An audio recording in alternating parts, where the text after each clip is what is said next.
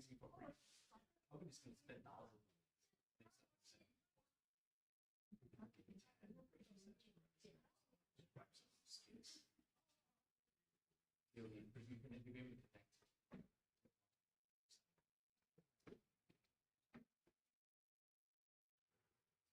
You'll be able to connect. Same. Yeah.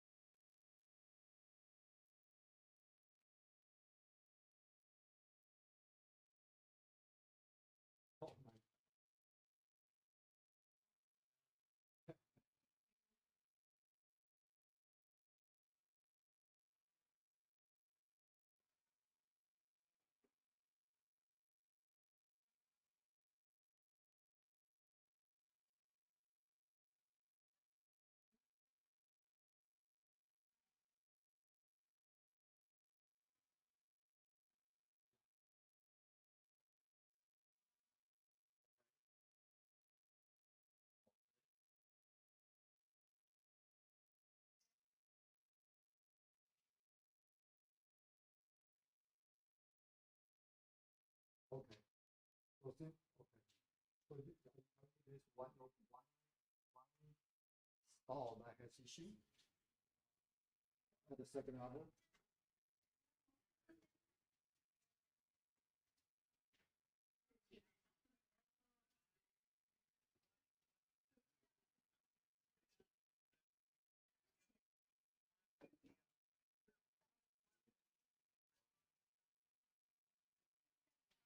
Right, the one I asked him to push the stop out into the driveway. Into the commercial street.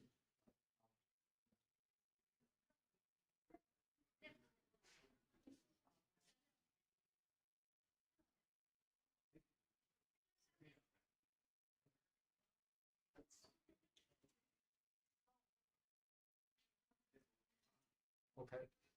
Yeah, yeah. Mhm.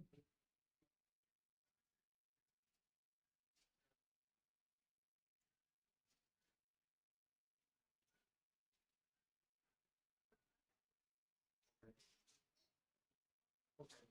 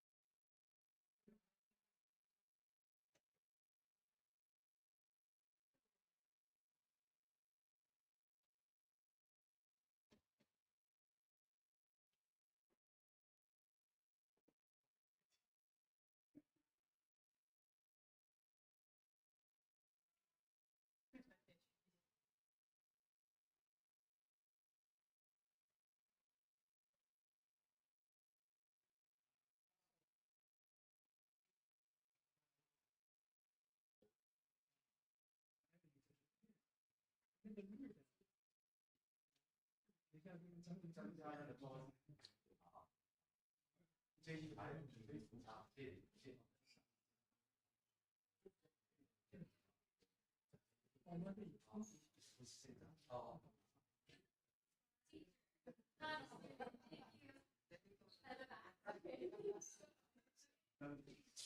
All right, let's go all the way. Let's go Cambodia. So students, please take out the seat where there's paper and pen So the payment is going to take notes along the way if you choose to. So occupy the seats all the way in. If you want to just move right in, so folks at the back can take the spots here.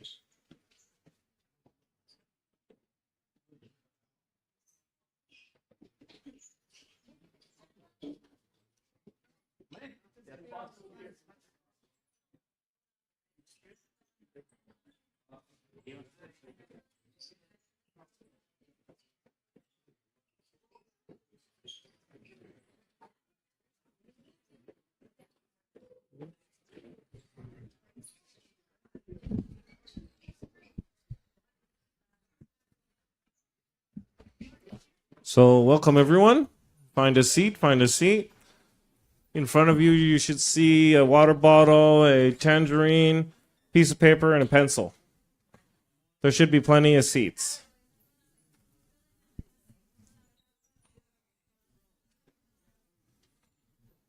We have something to do with the tangerine later, so please don't eat it. Just leave it there. Not yet. For those that have settled in front of you is a triangular piece of paper. Write your name and put it facing up front. If you see names on it, that belongs to the group 1 who was here about half an hour ago. So stretch it out, write your name, and then so that we can address you by name during the Q&A. Right up. So while the rest settle down, Yeah. the name and then What's your question? You don't have a paper? We'll get you one. You're very special that way.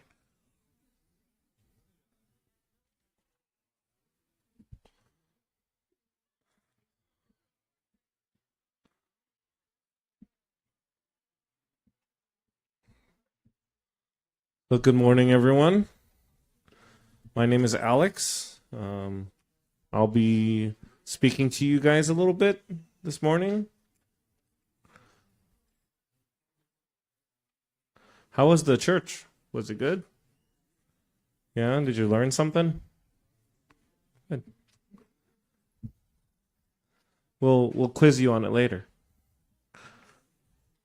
So anyway, I'm here to talk to you. Oh, Roy, did you have any more announcement? Oh, your phone's right here. So I'm just here to talk to you guys a little bit about Buddhism. I understand Mr. Loomis has been talking to you guys about it a little bit. You guys remember anything? No? No? Just a little bit? Okay. This is very successful. Okay. So you guys, any of you identify as religious or have like a faith? Raise your hand if you do. Okay. Is Christianity the majority? Do we have some Buddhists in the room? Oh, we have Buddhists. Oh, cool. All right. I don't think last group we had any. All right, cool. So, preaching to the choir. All right. So,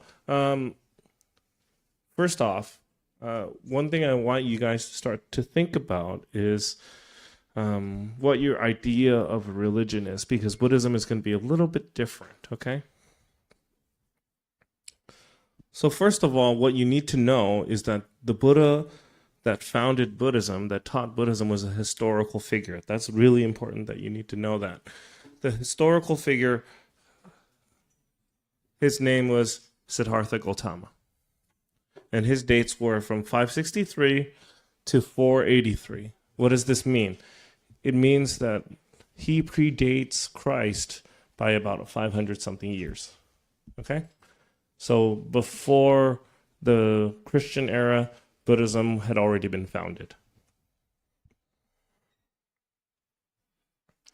So who is this Siddhartha Gautama? Primarily, he was a prince born to a small kingdom in Nepal. And when he was born, his father wanted him to become the next king. His father wanted him to succeed his kingdom and become the next king. But I guess the Buddha had different ideas. Siddhartha had different ideas. So we can roughly talk about his life in 3 stages. So from birth to 29 years old, he was primarily a prince. He was very, very spoiled. And what that means was that he had the best of everything. He had the best education. Stories are told that he was like a wonderful archer, a wonderful horseman, a wonderful scholar and student. He just had the best of everything. He had the most luxurious clothing, food, whatever you can imagine. The stories from our tradition say that he had that. Okay? But over time, he realized like just enjoying these things wasn't going to be enough for him. It wasn't going to be satisfactory to him, because he started realizing that no matter how wonderful his life was in that any particular moment, it would change. Right? So maybe you guys have like wonderful memories of being babies, or wonderful memories of being 6th graders or 5th graders, but ultimately here you are in 7th grade, and things changed, right? So he went out on a journey. He went out on a spiritual journey to see if he could find what he thought was the ultimate truth, what he thought was the solution to this problem of suffering that we'll talk about later.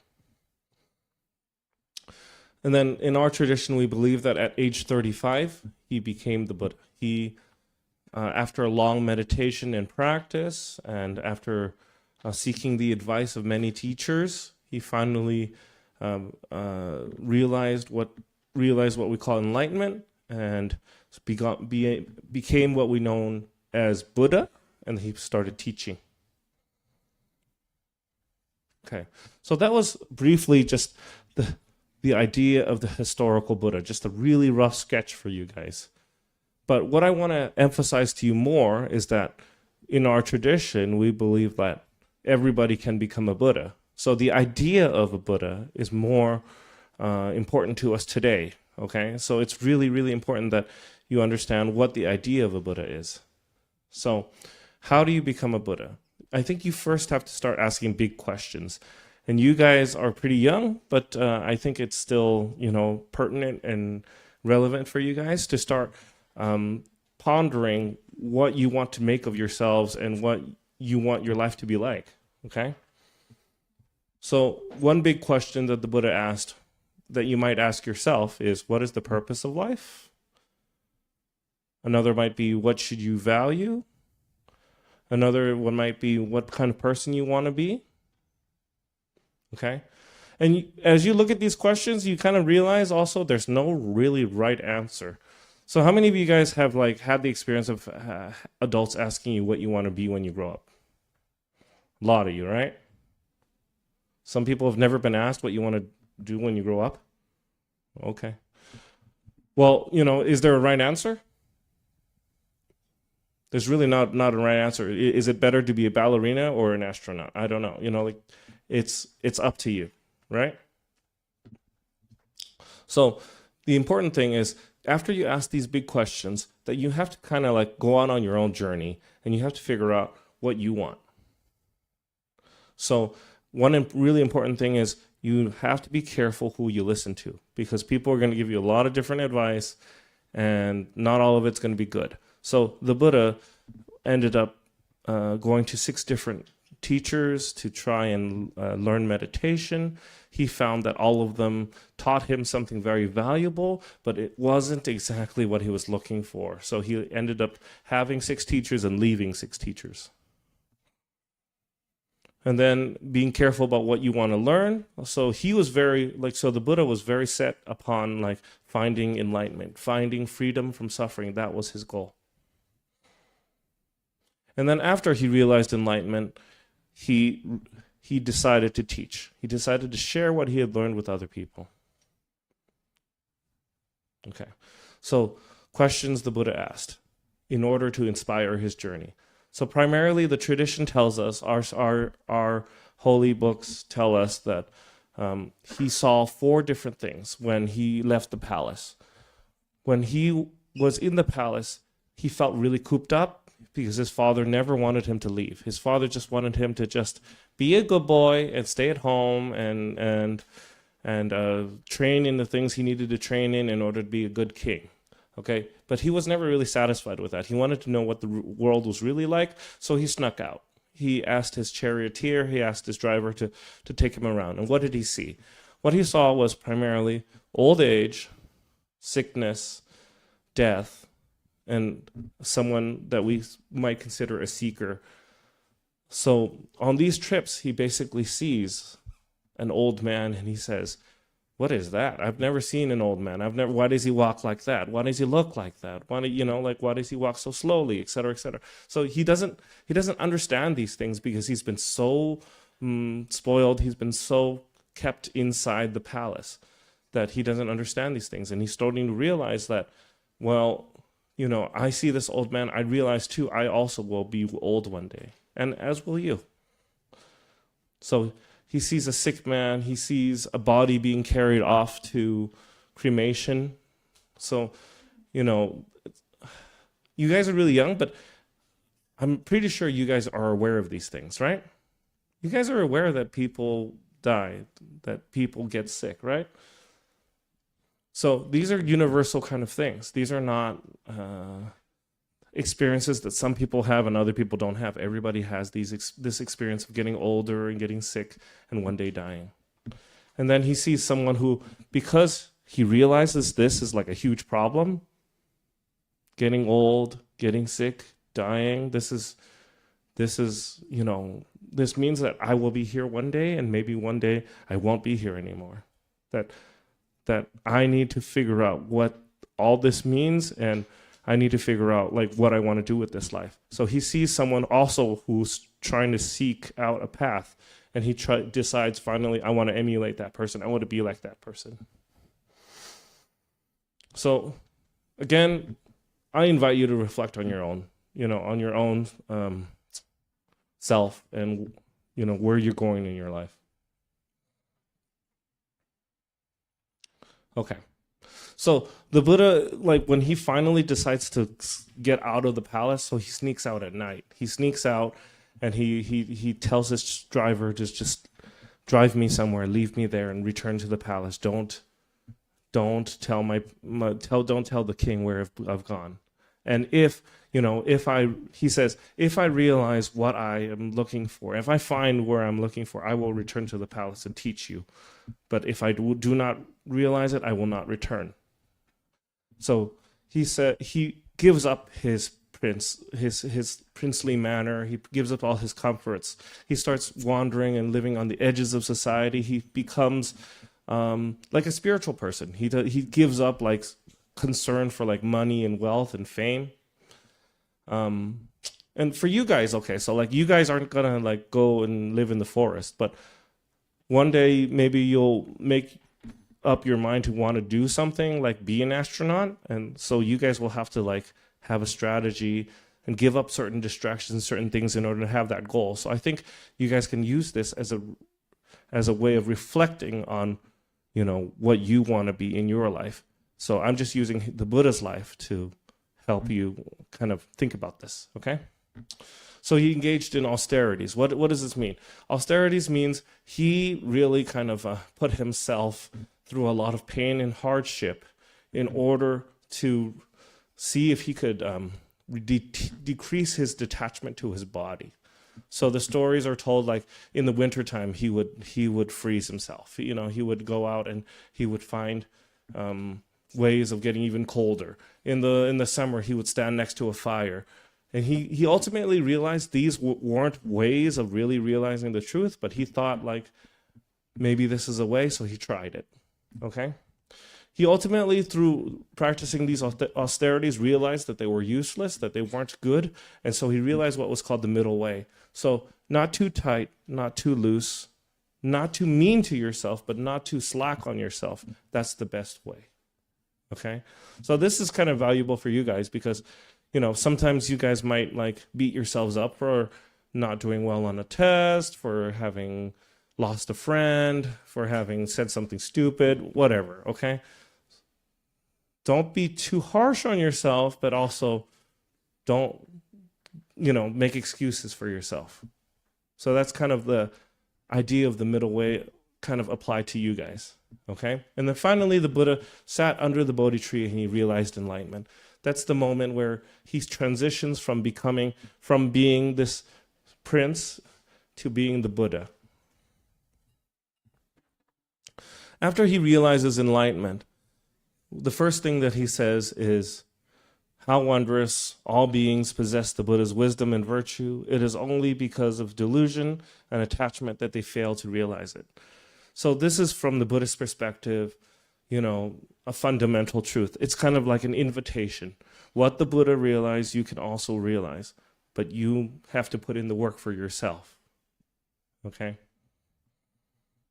So what did the Buddha realize? His teachings are multifaceted. There are a lot of things that he taught, but one essential thing is that life is suffering. So this is something that you might think, are we good on time? Okay. So this is something that you might think is kind of pessimistic and is really a downer and really kind of maybe he was depressed, but it's not like that. What was he talking about when he said life is suffering? I think you guys can reflect on it yourself. For example, if in the future you make $1 million, right? You make $1 million, that's your dream come true. The very next day, will you want to make $2 million? If you have like the best meal of your life today, does that mean tomorrow you will never need to eat again? So the Buddha was talking about this quality of we always need more, want more. Just because I have $1 million right now doesn't mean I don't want 2 million tomorrow. Just because I have good food now doesn't mean I don't want to continue having even better food next time. Right? So this idea that we're never satisfied is, from the Buddhist perspective, suffering, because we can never be at peace. We're always wanting more. So we are dissatisfied, and that is suffering. And so from the positive perspective, you can also say, this idea of suffering is a motivator. Because you suffer, you want to do something better so you no longer suffer. So from the Buddhist perspective, it's this idea of a spiritual quest. You go and you practice and you transcend the suffering. But for you guys, maybe it's, like you said something wrong to your friend. Maybe next time you'll be more careful what you say, and you'll be nicer with your words. So the Buddha identified the cause of suffering, which is delusion and selfishness. I. Like, because I want this, I want that, I'm a certain way, I suffer.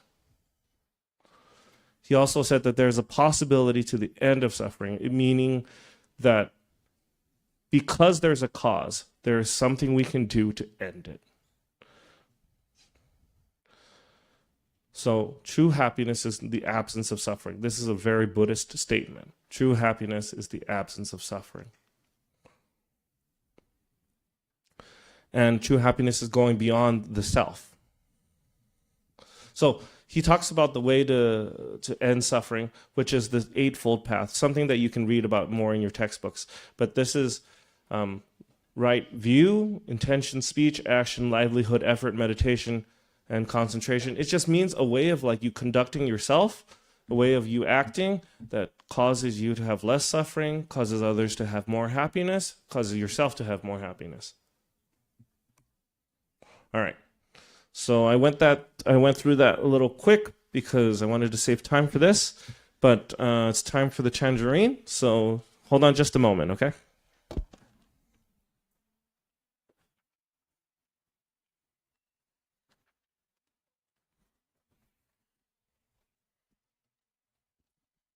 All right, you guys.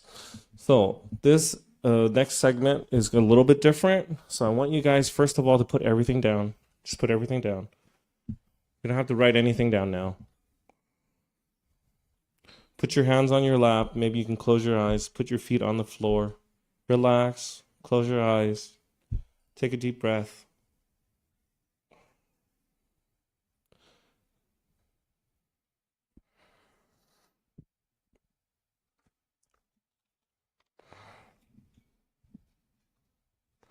So now we're going to practice a small meditation, okay? You now all have a tangerine in front of you. Take it in your hand and notice it.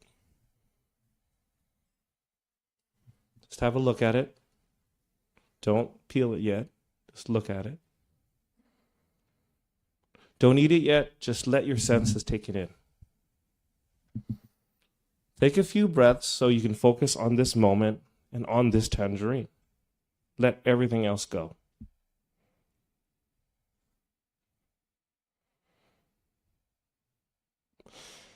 See if you can see everything in the universe inside your tangerine. The trees, water, sunshine, air, the people who harvested it, the people who sold it, everything.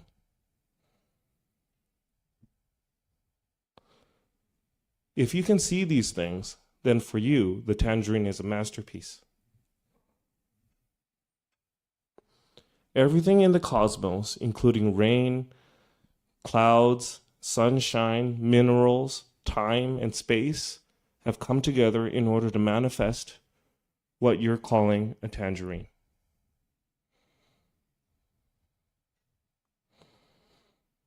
When you look at the tangerine like that, you are there, body and mind united. You are free. You are not running away. You are not running along. You are not asleep.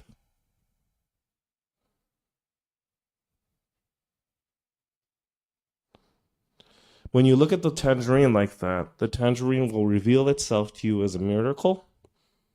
And you know that the hand holding the tangerine is itself a miracle too.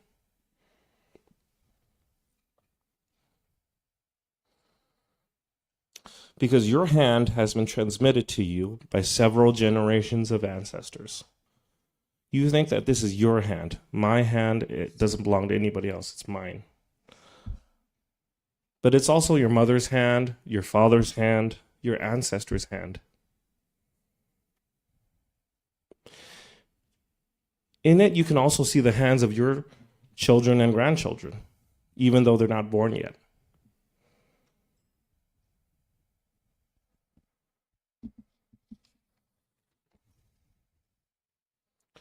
So now you can start peeling the tangerine. If anybody needs help, you can raise your hand.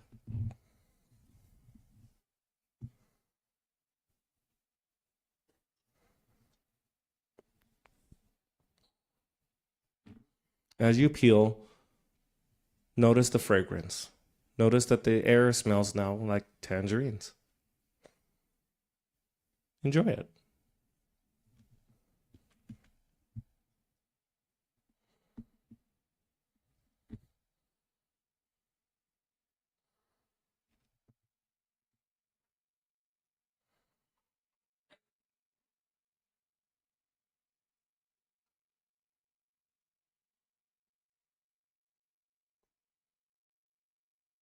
Are we done peeling? So now you can start eating your tangerine. Slowly now, remove one section of the tangerine and put it on your mouth. Put it in your mouth. Notice the drops of juice that come out. Is it sweet? Is it sour? Is it a mix of sweet and sour? Really try to notice what you're eating.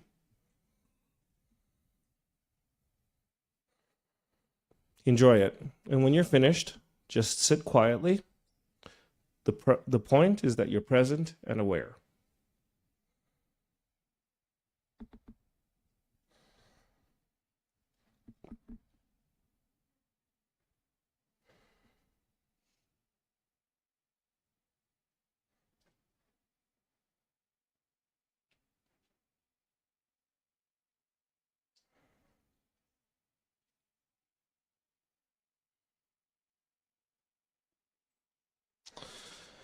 You see, if you eat your tangerine in forgetfulness, in sorrow, in fear, in anger, the tangerine is not present for you because you are not there for the tangerine. In order for the tangerine to be there, you have to be there first. Are you noticing what you're eating? Do you know what it tastes like?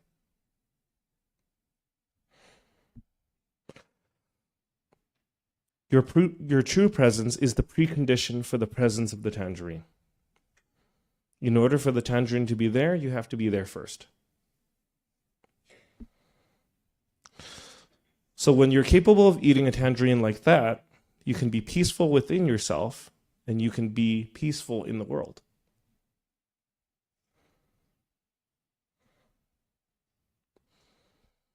Now finish your tangerine.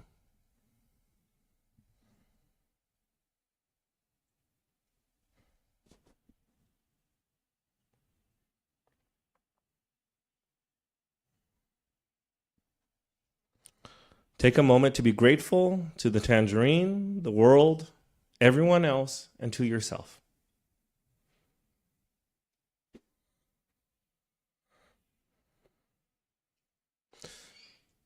This has been about eating a tangerine with awareness and mindfulness. But lastly, take a moment to reflect on how many other ordinary things you can do in your life with awareness and mindfulness.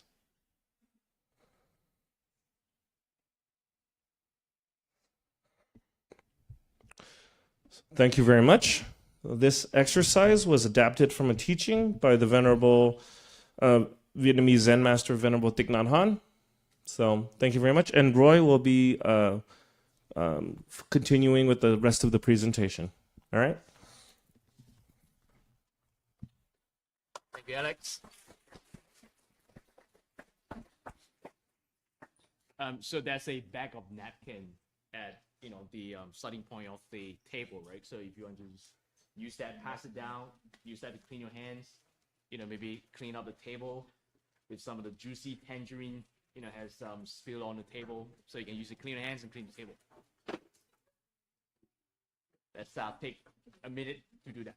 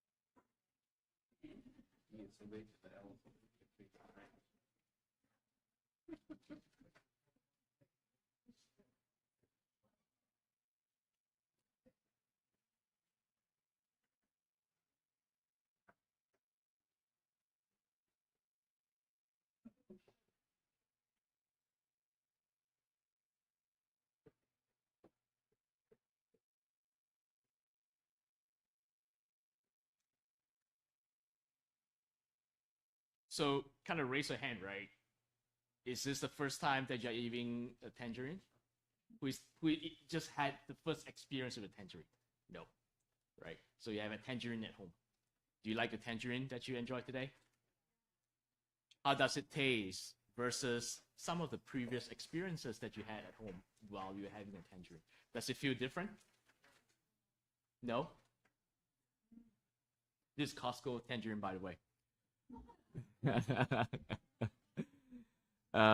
So like Alex said, this is one of the meditative practice from a Zen master, right? In order for us to practice awareness and mindfulness. So congratulations, you have mastered one way to practice meditation. So you're a Zen master now. Brown belt, maybe. So as you go through the process, other than awareness and mindfulness, Alex had alluded that the fact that you are here enjoying a tangerine consists of multitude of factors, right? What gives rise to a tangerine? Any volunteers? Yes. The tree. Good. Is the tree enough? Good. Water. Anything else?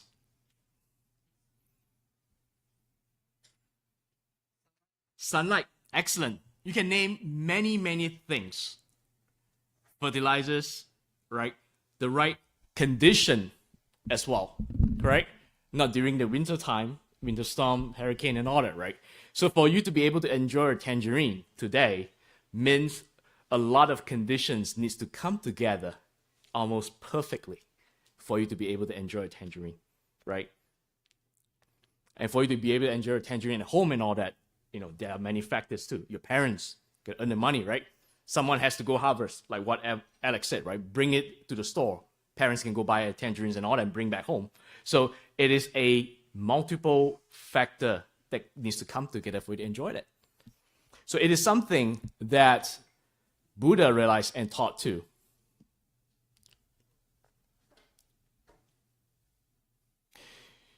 So Buddha doesn't invent the principles. He discovered them. He discovered, what makes the world, what makes the universe. It was something that he doesn't, create. So what I've just mentioned to you is that in interdependence, condition arising, that seeks to explain your experience, right? The things that you see, the things that you feel, is because a lot of conditions needs to come together in order to do that. Another key things that Buddha realized and subsequently thought is impermanence. So nothing is permanent. Things are always changing. What happened to the tangerine now? In your tummy, right? And the tangerine 5 minutes ago is different than the tangerine now. Because now what you have is the peels and the seeds.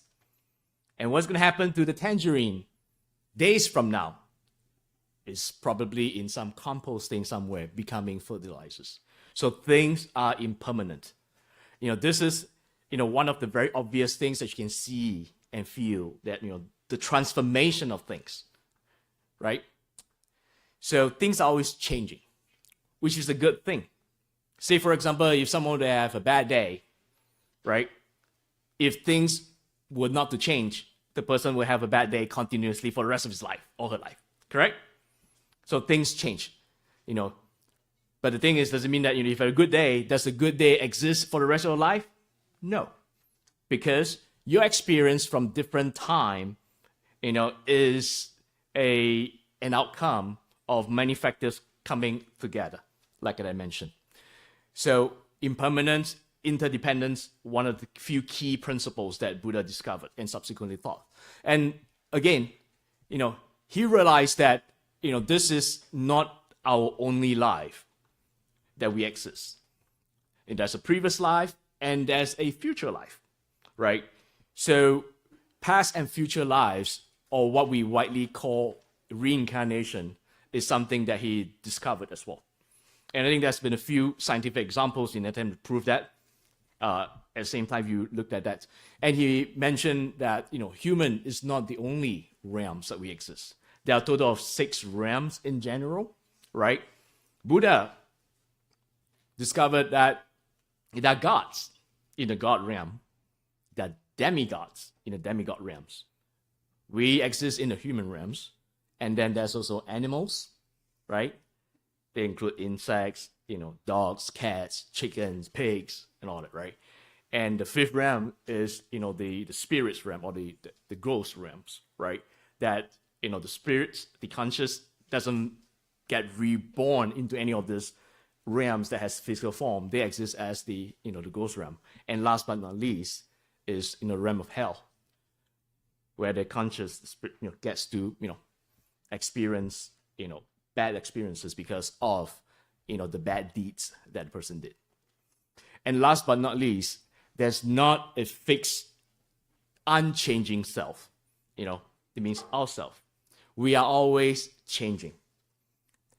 If you reflect on this after lunch, the moment yourself, when you walk into a media society, and the same self who is going to walk out from our media society going on to the next stop, there's a subtle change. There's been a change in you because what you have learned are some of the key principles that Buddha realized and thought.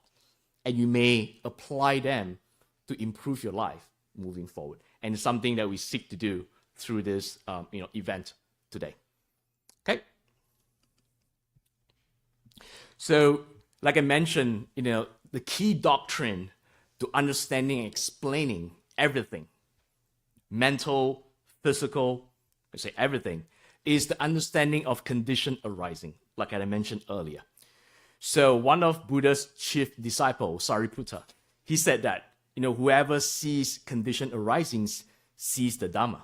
Dhamma is the teaching of the Buddha. And whoever sees the Dhamma sees the condition arising, which by and large, the key essence is if you can truly understand the concept of condition arising, you have truly understand what Buddha has taught, because that is the key doctrine or central to the Buddha's teaching. And the principle states that all things, mental and physical, they arise and exist due to the presence of certain conditions. We use a tangerine as an example, right? There are many conditions that exist for you to be able to enjoy the tangerine. And they cease to exist once the conditions are removed, right? And nothing is permanent, and they are interdependent, on many conditions. And there's no independent self that could be found. So this is the key doctrine that explains, the physical state and the mental state that we're in, which we can use to really our advantage to pursue success and to overcome challenges. Because like a tangerine consists of multiple factors. An experience, good or bad, is also an outcome of a combination of multiple conditions. So if you apply the right concept, you can influence the outcome. Fair enough? So we will walk through some of the key steps in terms of how Buddhists approach a challenge. Who has no challenge in their life? Raise of hands. Everyone has a challenge, right? Schoolwork, relationship with parents, relationship with siblings, and all that. Myself included. So what makes Buddhists different is, we face up to it. We accept the situation, right? The situation has happened. Instead of running away from it, we accept it and we face up to it. And we attempt, to solve it, to improve the situation by applying the principle of condition arising, knowing that there are many things that you can really influence, the outcome, right? And then give it our best shot, put in our best effort to attempt to, resolve it by creating the supporting conditions to influence the outcome. And then we move on. We don't carry the burden of a challenge because we know that we are given it the best shot. We let time do its work because nothing is permanent, right? Impermanence. Situation may not change instantaneously, but we know situation will change over time because nothing is permanent, or the other way around, impermanence. So we give it our best shot, and then move on from it, knowing that things will change over time. So you are really in control of your destiny. When you face up to a challenge and all those things, there are ways to resolve and mitigate, some of the feelings, challenges, and all that, and something that we seek to do using here. Right? So let's talk about how to apply some of these key principles, towards solving a challenge. And you guys get to practice a situation later on too. Apply compassion. Compassion is king, right? When you're suffering or you see others suffering, do what you can do to help. Do what you can do to help. But before you set out to help yourself and or others, you got to figure out the best way to do it, right? So another thing that you realize about Buddhists is we tend to be deliberate. We tend to be more scientific. We tend to not overreact or react emotionally, right? Because if you rely on your emotions' reaction to different circumstances, most of the time you don't resolve the problem, you actually make the matter worse. So Buddhists tend to, calm down, right? We take deep breaths, like when you go through the tangerine exercise, right? Taking deep breaths, right, is one way to settle your mind, calm your mind, to make you be more aware, be more mindful before you set out your journey to figure out what you want to do in response to the situation that you face, right? So the tangerine exercise gives you some tools to help your mind settle so that way you have a calmer self to be able to overcome some challenges. So, make sure that your methods align with your values because you don't want to become a different person, right? Even though some of the solution you think would call you to want to become a different person. No, it has to align with your values, right? And then set some goals and then practice. You may not have the outcome that you desire, but that doesn't mean that you should stop, right? Buddha encouraged everyone to challenge, his teaching. But before you challenge it verbally, try to practice it. Practice it, and if it doesn't give you the outcome that you want, then you can start to question, am I doing the right things? Or is the principle incorrect? Right? So you get to apply and see the outcome, and then you question yourself, does it work for me? I think fortunately for a lot of us, Buddhists, we have tried to practice some of that key principles, and yes, work for us when we deal with our daily lives and all that. Yes, work fantastically well for most of the time. Okay? So we're going to break up the groups into 4 teams, right, at all corners. So if you draw an imaginary line, say, for example, there's 4 rows here, right? 2 rows front, 2 rows back. Similarly on this group. So if you want to divide ourselves in 4 teams, hold on, before we do that, let's not divide in 4 teams. What we want the group, to do for the next 10 minutes is to look at this situation, right? We try to pick real life situation where if it happens to yourself or happen to your friends, at least the group can come out and figure out ways to change the conditions in order to influence the outcome for the better. So the situation that we want you guys to work on is, a 7th grader in middle school, started missing school after being labeled by peers as pick me or target for gossip, right? Some challenges over there. So I'd like you guys to, look at this situation and see how you can actually apply some of the key principles. What are the key principles that you learn? Apply compassion, right? Doesn't mean that if you are the recipient of a bad, response, means you have to return it in twice the amount, right? Sometimes doing that leads to, even an escalated or worse outcome. But if you practice compassion, right, sometimes the situation will change instantaneously. Like, for example, if you go to school, someone at the gate had a bad day and started, using harsh words on you, right? Don't throw harsh words back at them, but just realize that maybe someone is having a bad day in the morning, right? Wake up late for work, have to send kids to school, bunch of stuff.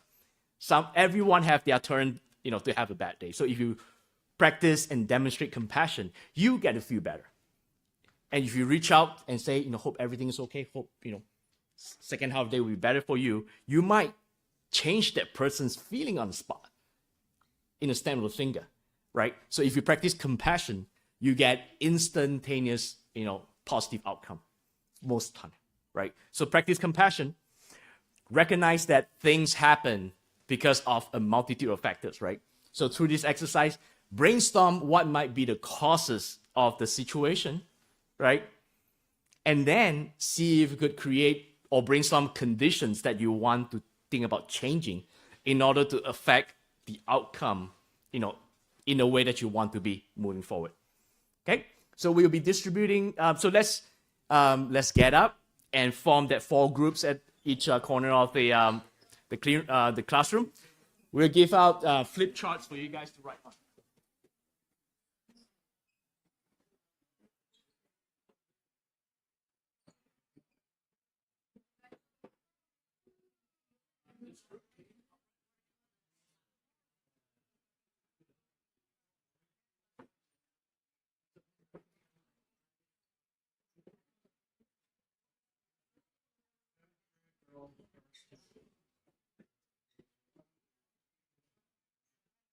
So you guys can do what you do.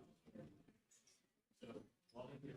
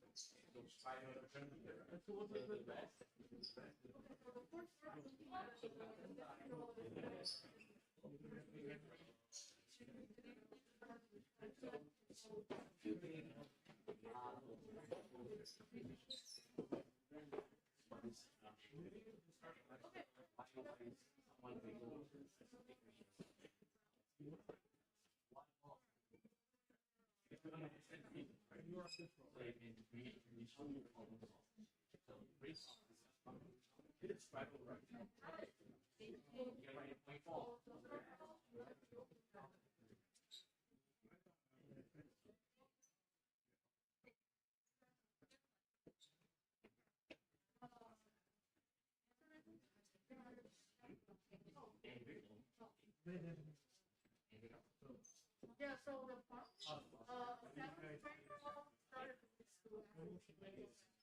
with school. So if I ever question, yes, you are a girl, something then can you give me like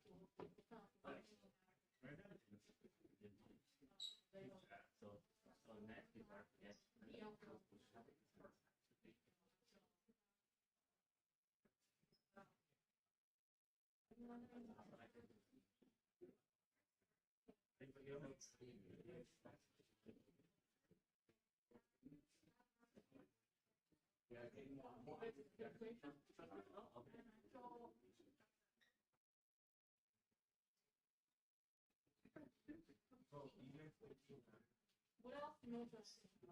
Or was it the reason why you think this story is wrong with her? Or what's wrong with the other people?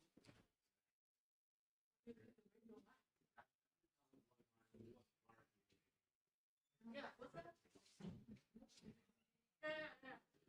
What's that? The reason why anything you came out with the online, what's the reason?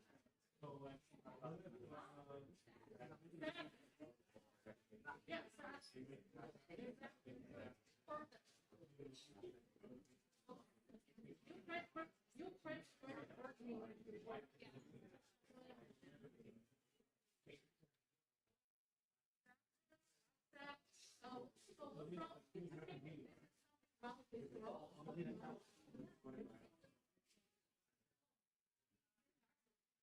So, can you give an example and what you did? What's wrong with her?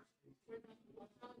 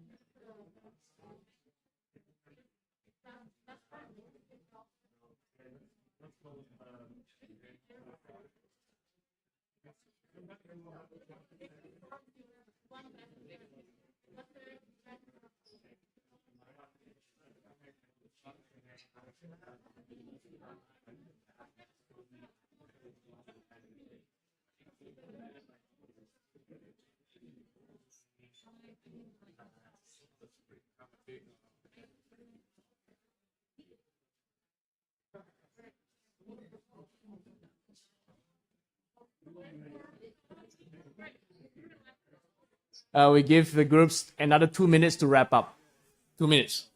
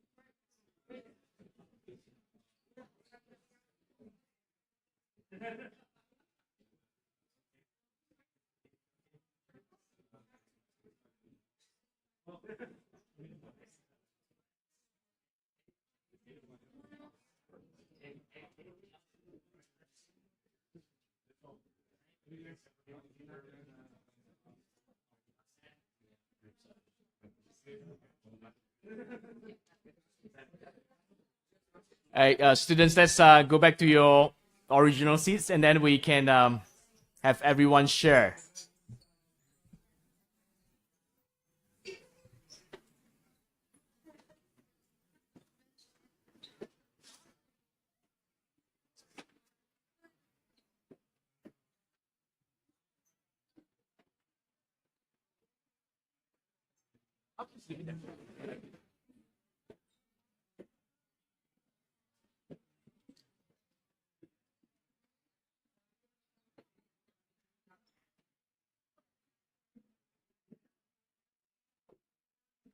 How do you guys like it? The breakout sessions. What is this? Good? Can rest. It's good. Enjoy it. Okay, cool. So, one of the things that we try to do differently this year is, for you guys to get to experience how to be mindful through that practice, and more importantly, get the chance to apply what you learn into some of those real life situations, right? Be it, you are the subject, right? Or your friend could be a subject. So again, compassion means if you're suffering, the rest suffering, be always willing to lend a hand, right? So I saw good discussions. So give yourself a round of applause. Good. Maybe let's have group one share with the group in terms of what are the possible causes and what are the conditions you guys want to change in order to effect a positive outcome. Spokesperson.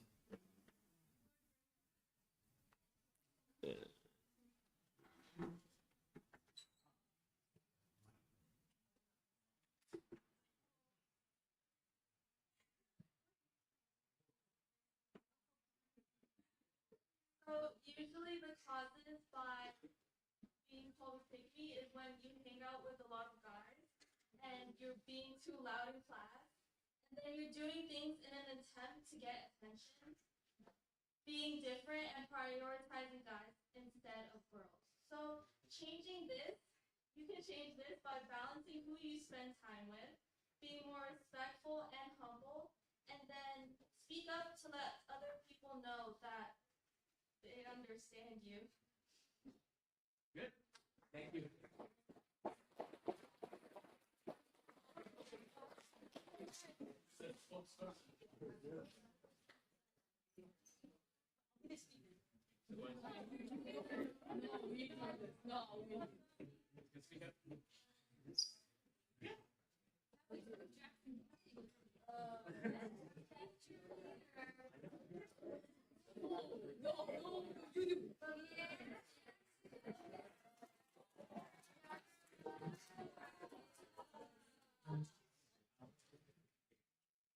So, if you're in this situation, you might be feeling like embarrassed or sad and angry. And as a solution, you could try to talk to people and like get help, talk to an adult, and identify the situation and just see, is it you that's really being a pick me, or is it the other people who are just making fun of you? So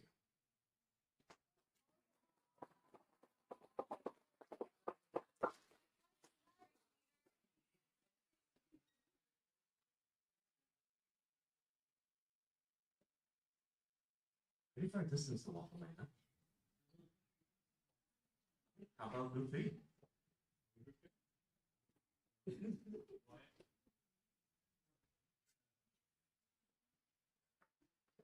Why is our speaker here?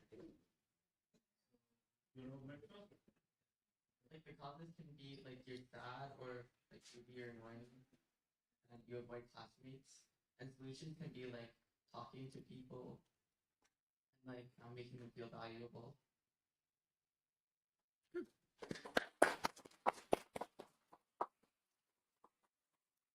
The last group.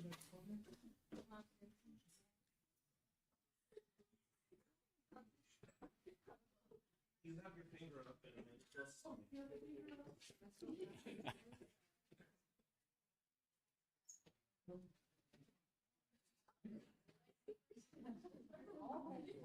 Assuming you can read your handwriting. Okay. The reason you might be like partying all the time is probably because you're too lazy, or like you're too tired, or annoying. And like the solution to it is to either just sleep more or just ignore them.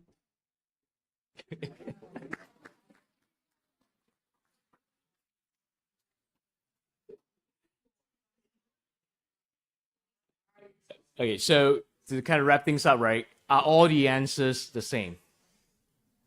Are the approach to the same, issues the same? Different, right? You guys have different ideas and all that, right? And there's never going to be a situation where, you know, changing one thing is going to influence the outcome. Like I said, you know, there's multiple factors affecting the situation.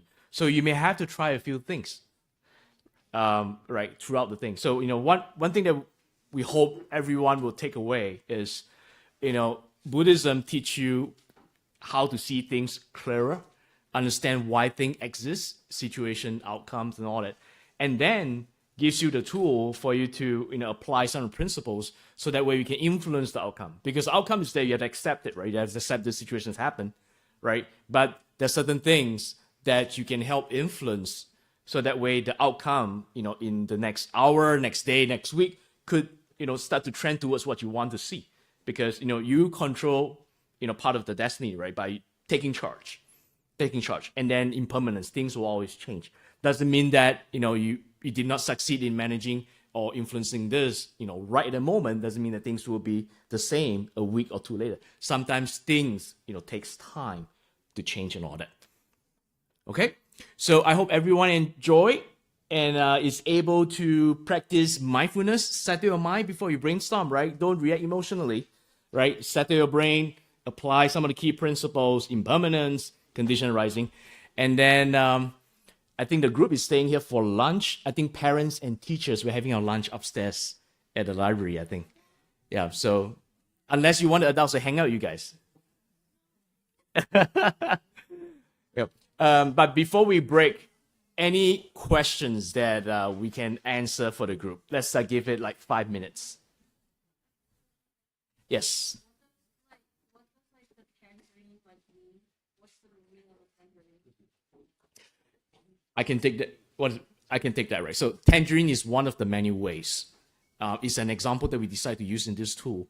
Key thing is to be able to settle your mind through operating all your senses.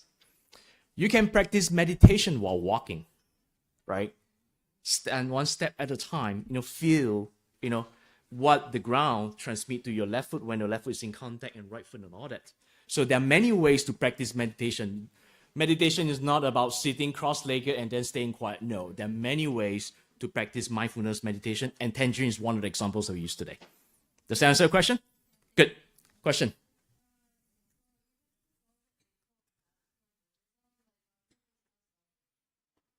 Sorry, repeat that again.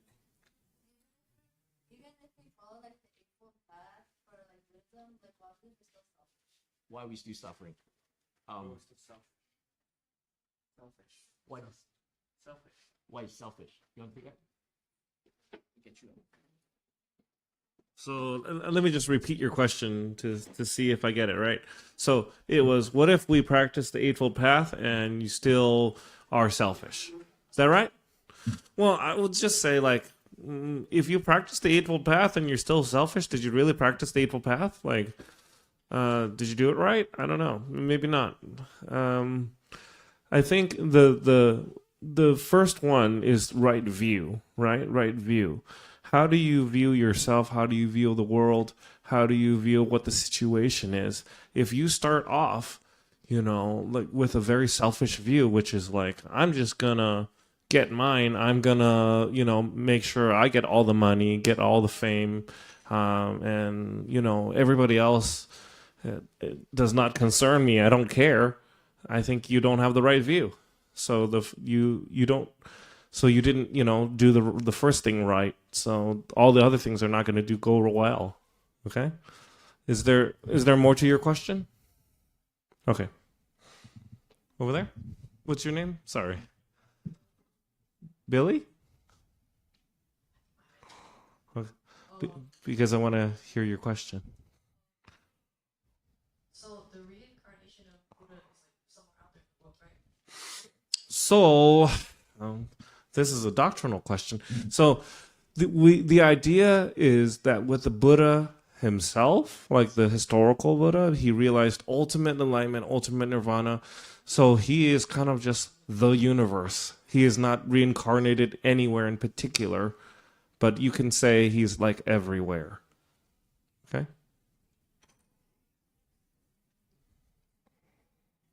Add to that, right? So we learn about the 6 realms, correct? Buddha is beyond the 6 realms because he has, he has mastered the ability of applying the principles to get out of the 6 realms. But I think the fact that he's reincarnated in this world is purely by his compassion. He wanted to be able to come, share the teaching so that everyone could relieve their own suffering. So he comes to this world by choice, not by karma, from this thing. And to add to that about the selfish thing, right? You don't transform yourself from a selfish person to a selfless person instantaneously. It takes time, right? So learning is a journey, but if you constantly apply that bit by bit, you'll start to discover that you start to transform yourself day by day, and you become less attached to some of the physical things. It's not a step function, but rather a gradual curve as you continue to practice and utilize compassion in your day-to-day life. Right? So Buddhism is not a magical potion, right? But Buddhism is the way for you to improve yourself and start to, reach a better life, better outcome. Any questions?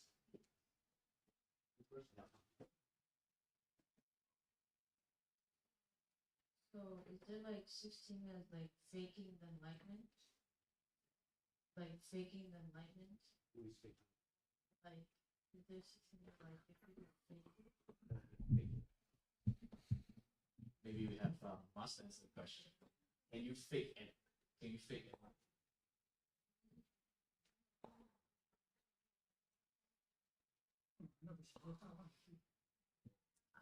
That is a big violation of the precept of speech, and that is not supposed to be done. We'll take the last question and break for lunch. If you have any questions, let's consolidate to release the teacher and then we try to answer them. If you decide to end the reincarnation cycle as a Buddhist, does that count as selfishness? I think it depends on how you define like ending your reincarnation. So there's this idea in Buddhism that you can also like consciously take rebirth too. There is that idea. So the way rebirth goes is in general, like you fall into these realms based on your karma, you don't get a choice. But over time, if you practice more, you realize more, you have more of a choice, you have more freedom to choose. Practice compassion, self-distance, and over time, after you have achieved enlightenment, you you definitely want to come and help the rest of the team. So you're gonna help yourself first, so that you can help others, which is a gradual process. Okay, so we break for lunch. Lunch is right outside. I'll ask that if you have started drinking the water from the bottle, bring it along because it's yours now. And then pack things up. And then lunch is right outside. If you can just line the group up in a single file, grab your lunch, and then come back to the okay.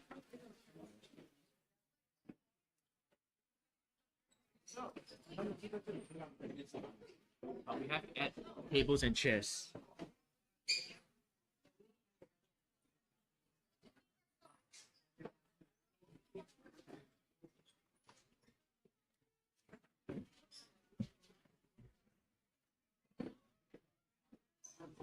So you grab your lunch and then come back here to eat, okay?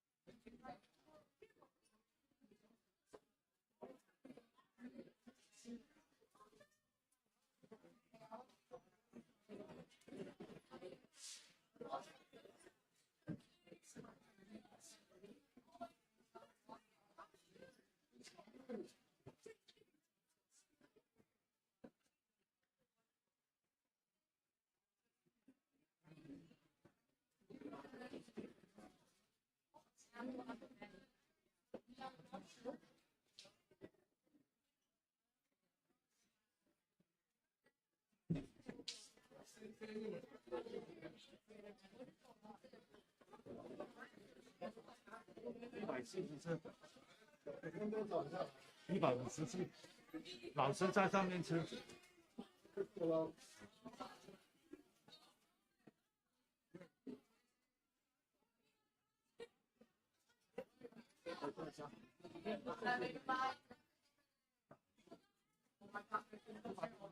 我接你站。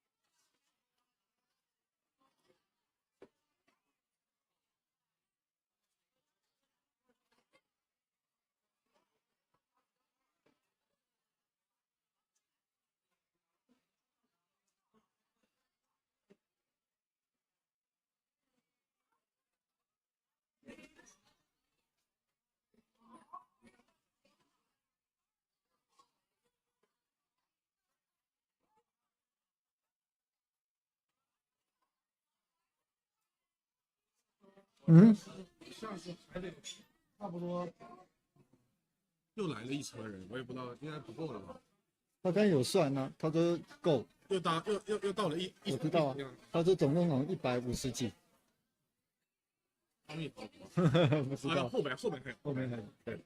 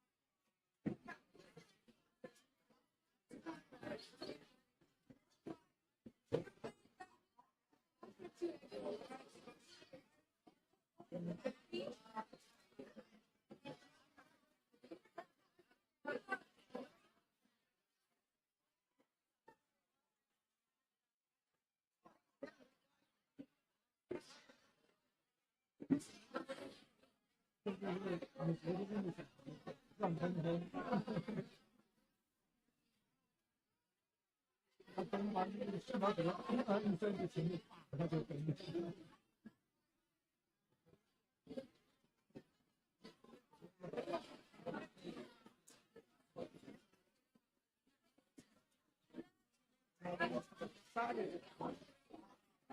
都是这样。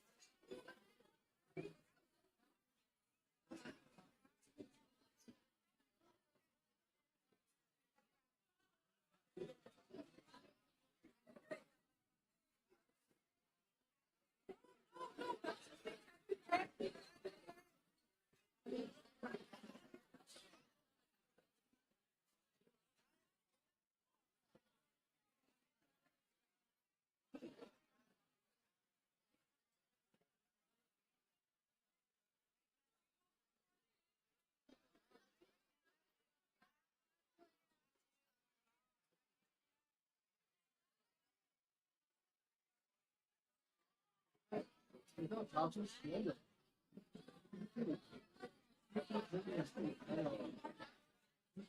应该有4个，然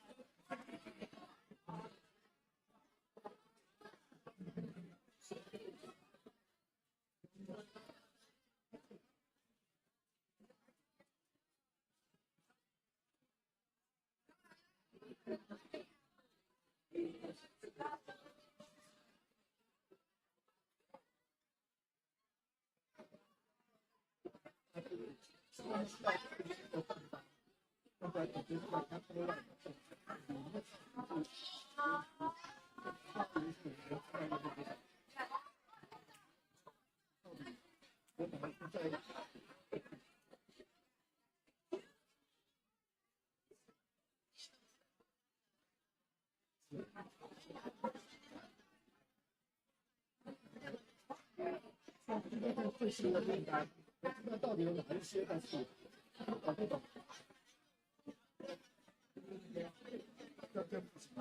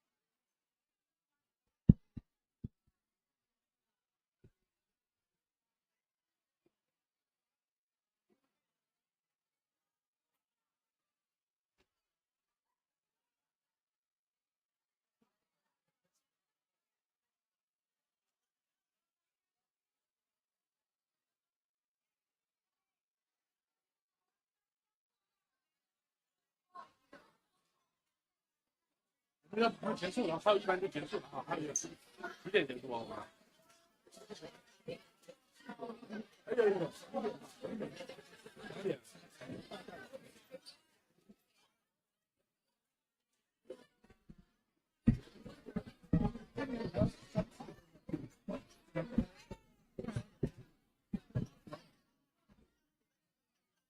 4点4点。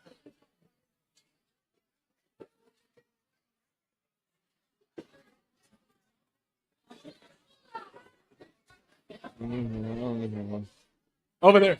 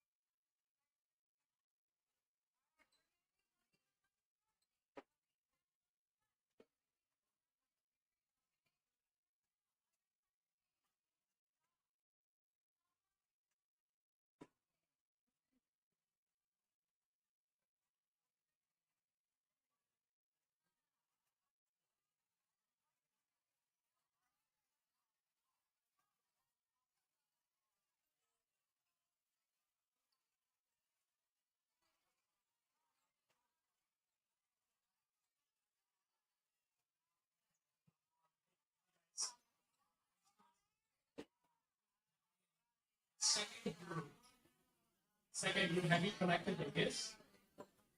Second group, did you collect your gifts? Second group, all good? Okay. So make sure.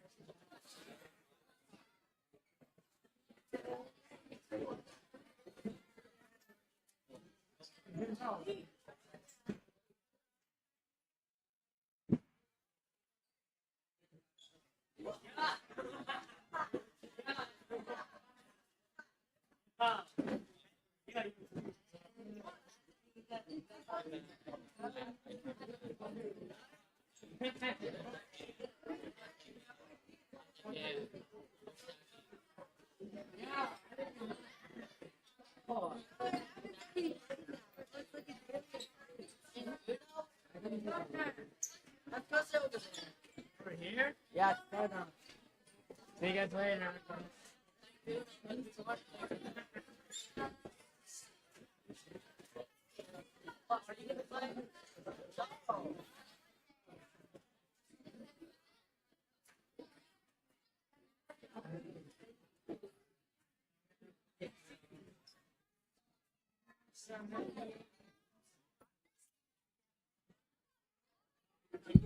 Hey, hey guys, Group C, right? So we have you guys move to the meditation hall, get settled.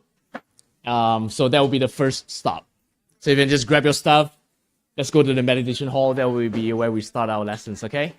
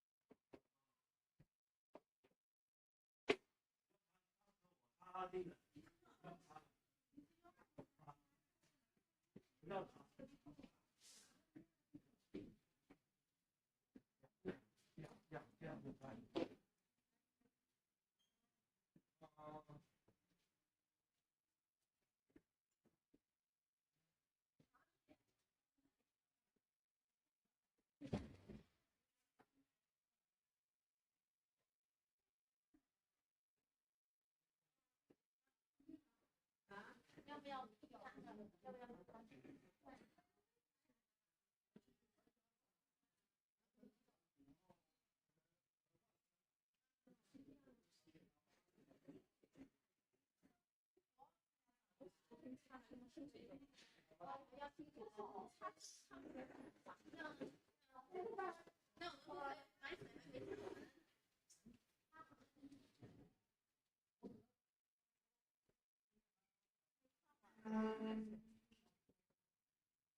要摆过来啊。哎，不对不对不对啊！不要跟那个对齐的，是要跟那个。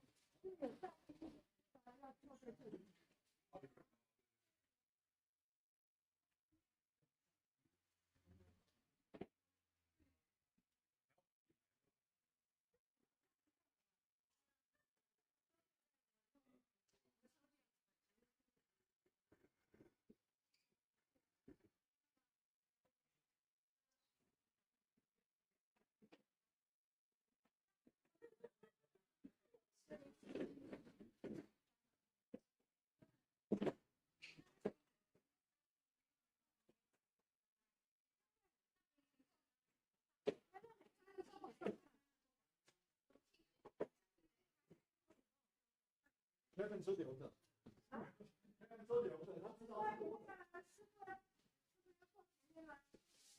我想也是吧。如果留着师傅面去做事情，那么，知道师傅原本是第二，可是他在留着多留一排，他变成师傅让他做第一排。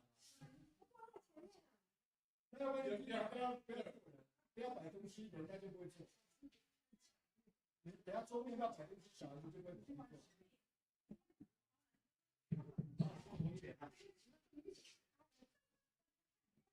啊，多少，无所谓，把它最后一关。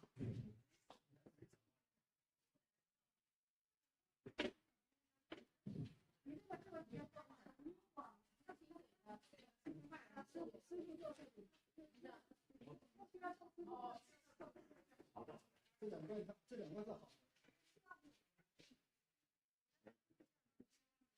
很点啊。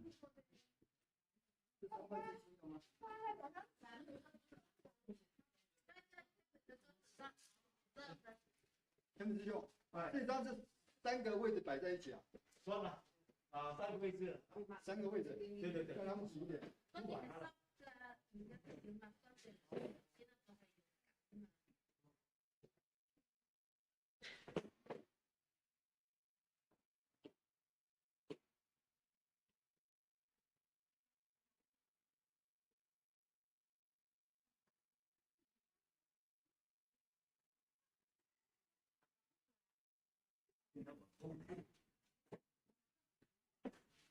现在偷步，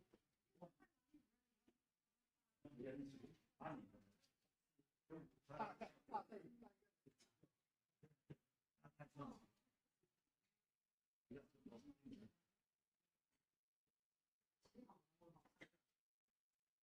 在往这边立好呢，立好好可以。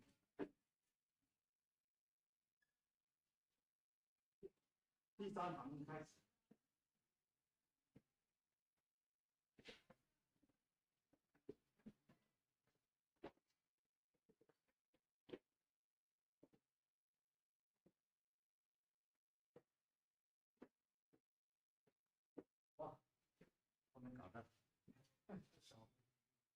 就是小孩，哎呀，开始盛大，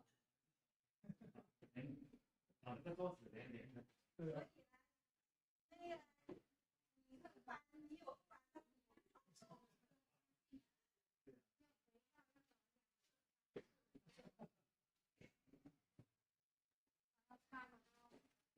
擦了好像没擦一样。他怎么知道？对啊，连连的。找这里，找这里就出去了。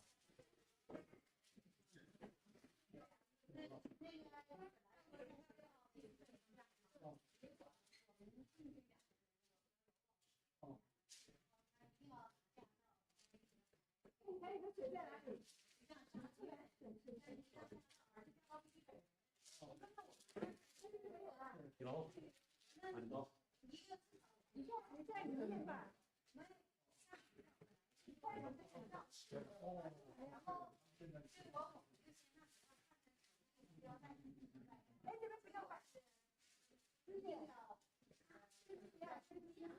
一张还对啊。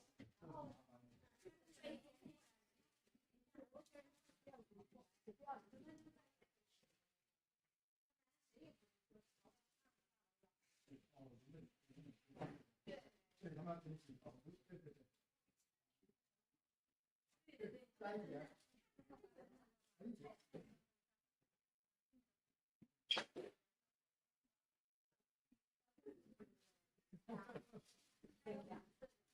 我觉得这样好。这样好的。要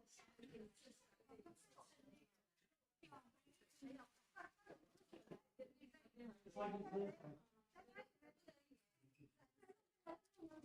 没有。对呀，上个星期四也有啊。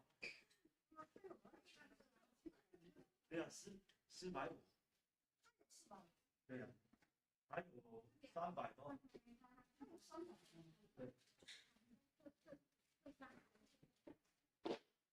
300多。这里还要。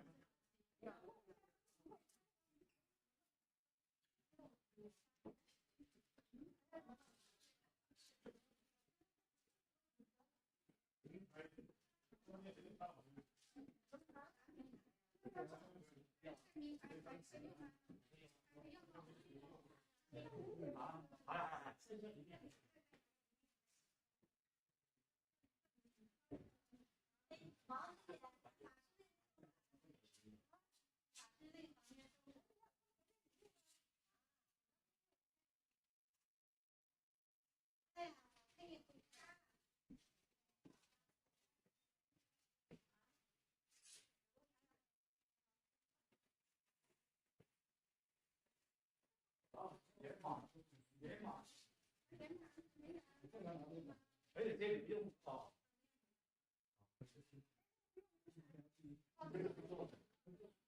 感冒到现在。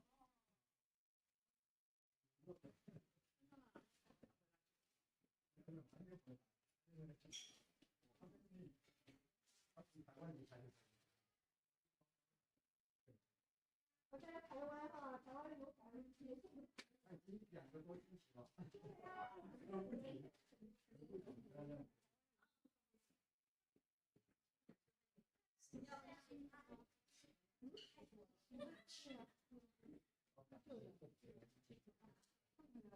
你要不要给你水流水？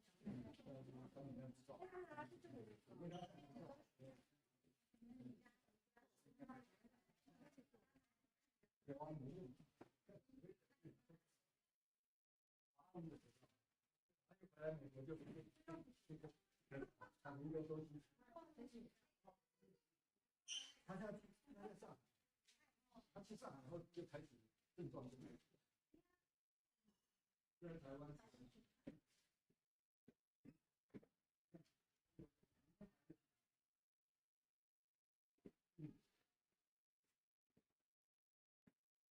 要不要再来给你再讲？多了。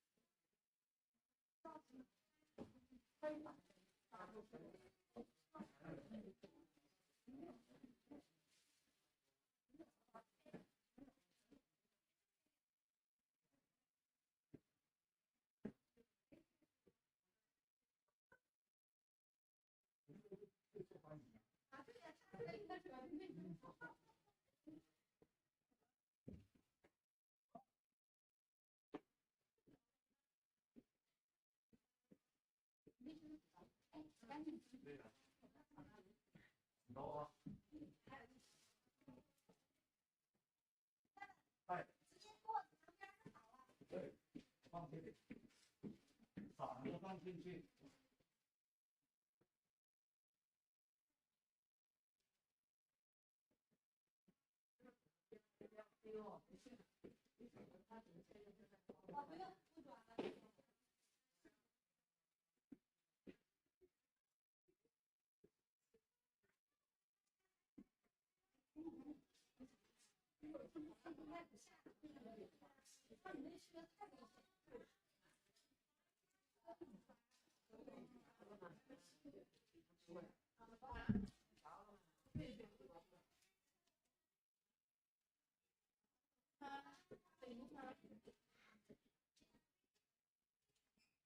辛苦了。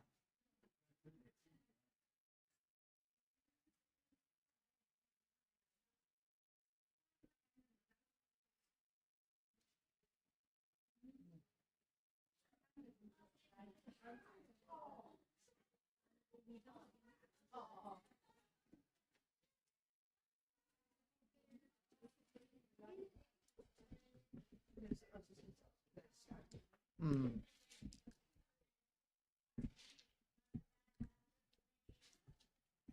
这个竟然会坏，因为这个竟然坏掉。所以我去买一个新的，这个电视，这个是新的。原本以为是线坏掉，换了每一条线都换了一次，还是一样。Office Depot 啊 ，Office Depot。对，还好他们开了，否则没办法。那个是叫什么？它这是个 adapter， 就各式各样都可以进来，然后接电脑，然后接出去。对。会。这个是网络。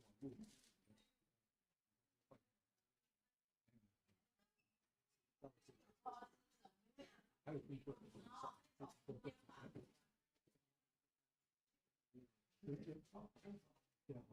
本那个是原本那个230分。对，是不。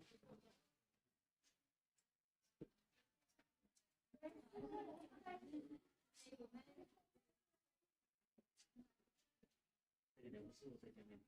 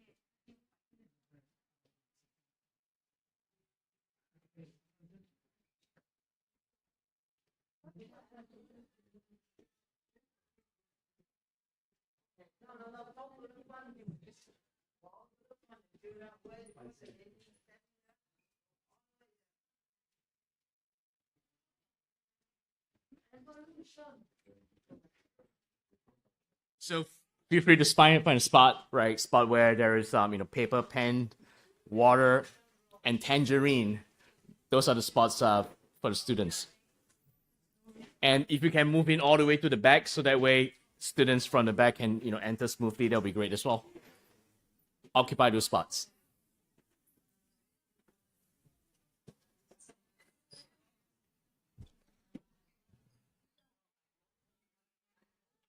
Once you find your spots, you can take the name tag and cross out the old name and put your own name.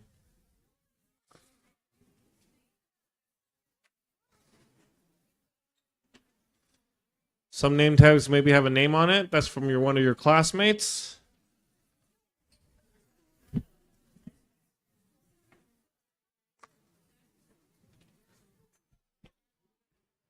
How do we get the TV back on?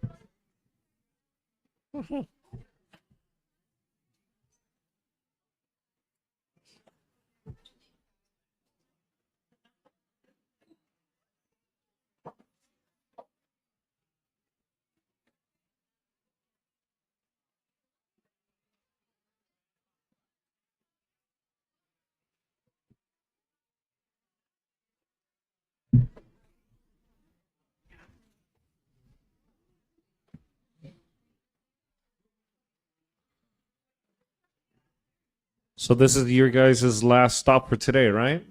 So you did the mosque and you did the church. How was it? Yeah? The church was better?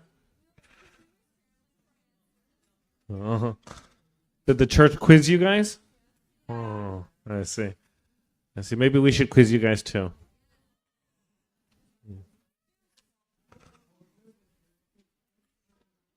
Thank you for the idea.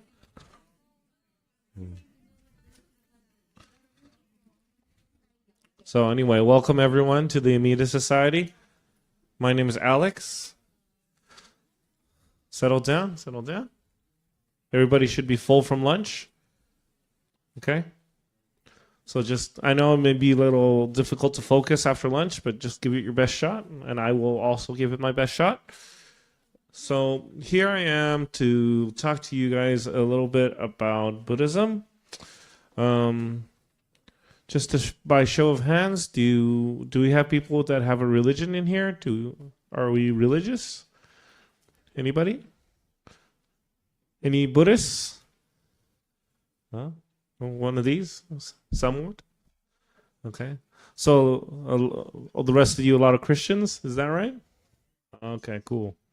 So maybe this is one of your first and maybe even last times at a Buddhist temple. So just, enjoy the experience, trying to learn something. We're not trying to convert anybody. We're not trying to make you do anything that you don't want to do. But just relax, okay? So when Mr. Loomis talked to us about doing this field trip, he said that he'd introduce you guys to some Buddhist ideas already, right? From your textbooks, from your class. So whatever you remember, good. And maybe I'll be doing some review. And hopefully I'll add some more knowledge to what you already know. Okay? So when we talk about Buddhism, one thing that's really important to understand is that our tradition was founded by a human being who actually existed, like a historical figure. Okay? And who is this person? This person was named, the historical figure of the Buddha was named Siddhartha Gautama, and his dates were between 563 to 483. So what does this mean? This means that he was born approximately 500 years before Christ. Okay? That's what that means. BCE, before the Common Era. So who was he? He was primarily a prince who was born in Nepal. Nepal is a small country next to India. He was a prince in a small kingdom. His father was the king, and he was originally destined to become the next king. Okay? he was really, really spoiled growing up. He had the best education, the best clothing, the best of everything. The tradition tells us that he was an excellent student. He was an excellent archer. You guys know what an archer is? Yeah, he was an excellent archer. He was an excellent horseman. So whatever you want, whatever you think, the tradition tells us that he was great at it. Okay, but in being great at everything, I think he got a little bit. I think he kind of ran out of things to learn because he was so good at everything, and so he decided that he wanted to look outside of the palace. He wanted to look outside of what the life that he was living inside the palace, because it was a little bit too comfortable. It was too cushy. Okay. And his father had a clear idea of what he wanted his son to become. And I think he started to question that. Okay. Do you guys have any idea about what you guys want to do when you grow up? Are your parents forcing you to do anything in particular? Well, good. Lucky you.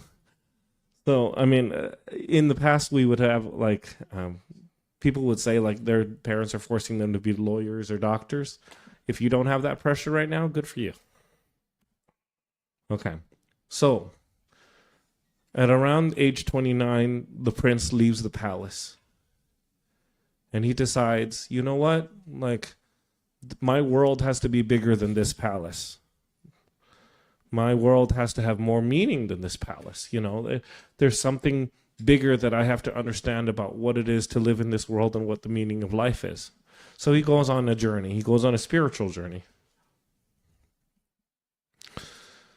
So it's said that after, many years of wandering and meditation and learning under different teachers, he finally went to the Bodhi tree. He went and meditated under a tree, a very specific tree, and that's where he gained enlightenment. So that's where he found the answers to all of his questions, the meaning of life, the end of suffering, as we Buddhists like to talk about, and he became the Buddha. So that's where we can say from age 35 on, he transitioned from being Siddhartha Gautama, the guy, the man, the prince, to the Buddha. Okay, so this is a really rough telling of the life of the Buddha, the life of the historical Buddha.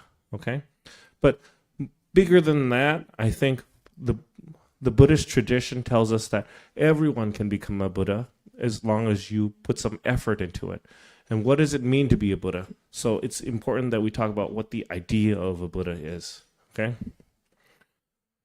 So when the Buddha was setting out on his journey, he was asking some big questions about the meaning of life, death, suffering, all of these big issues that don't have really clear answers to them, right? And I want you guys to start thinking about these things too, because just because he, thousands of years ago, about 2,500 years ago, was thinking about these questions, we still have these problems. These problems about getting old, about getting sick, about the meaning of life, about what you want to do with your time here on this planet, here on this earth, So what kind of big questions was the Buddha asking? He was asking what the purpose of life was. He was asking about what we should value, what we should adopt and what we should abandon, what we should focus on.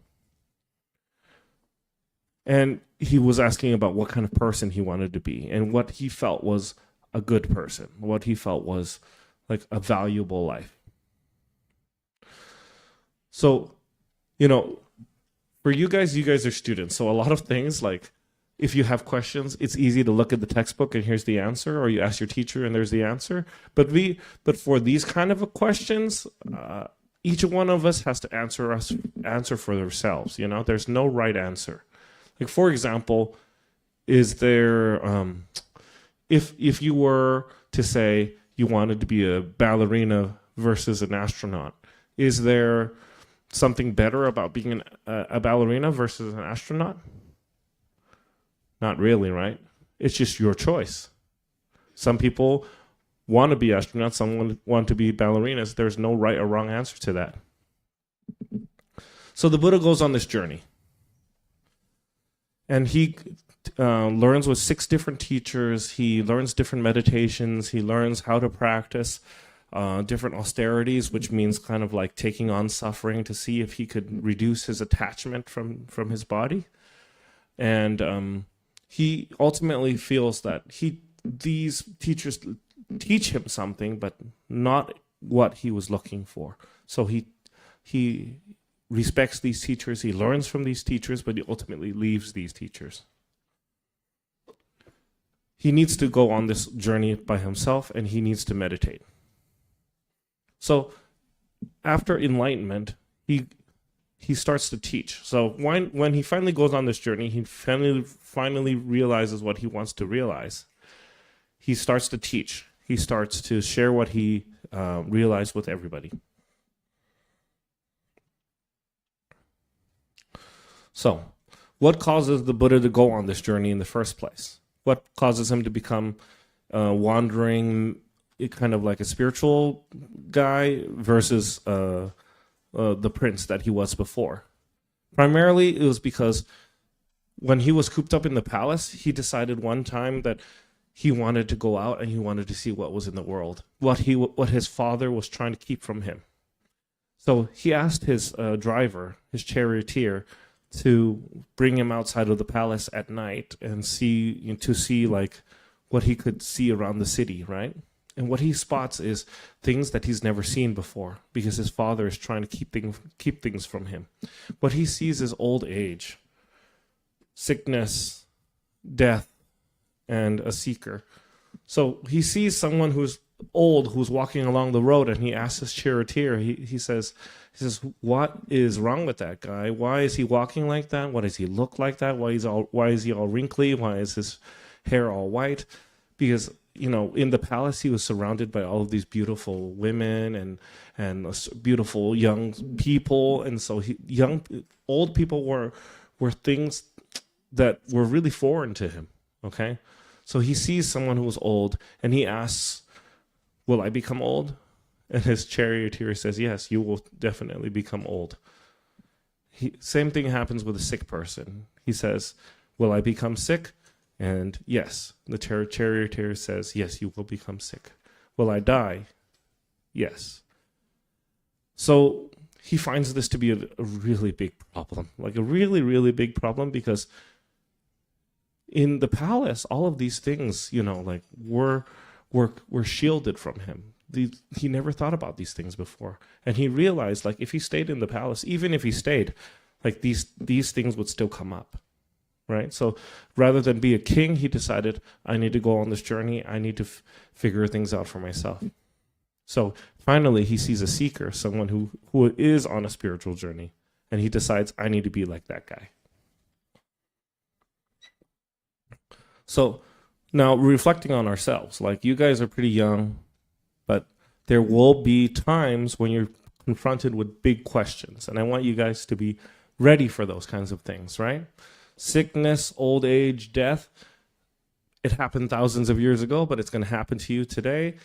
Well, not death, but it's going to happen in your lifetime today, right? And it's important that you consider how you will face these things. And as an example, I'm teaching you about how the Buddha faced these things.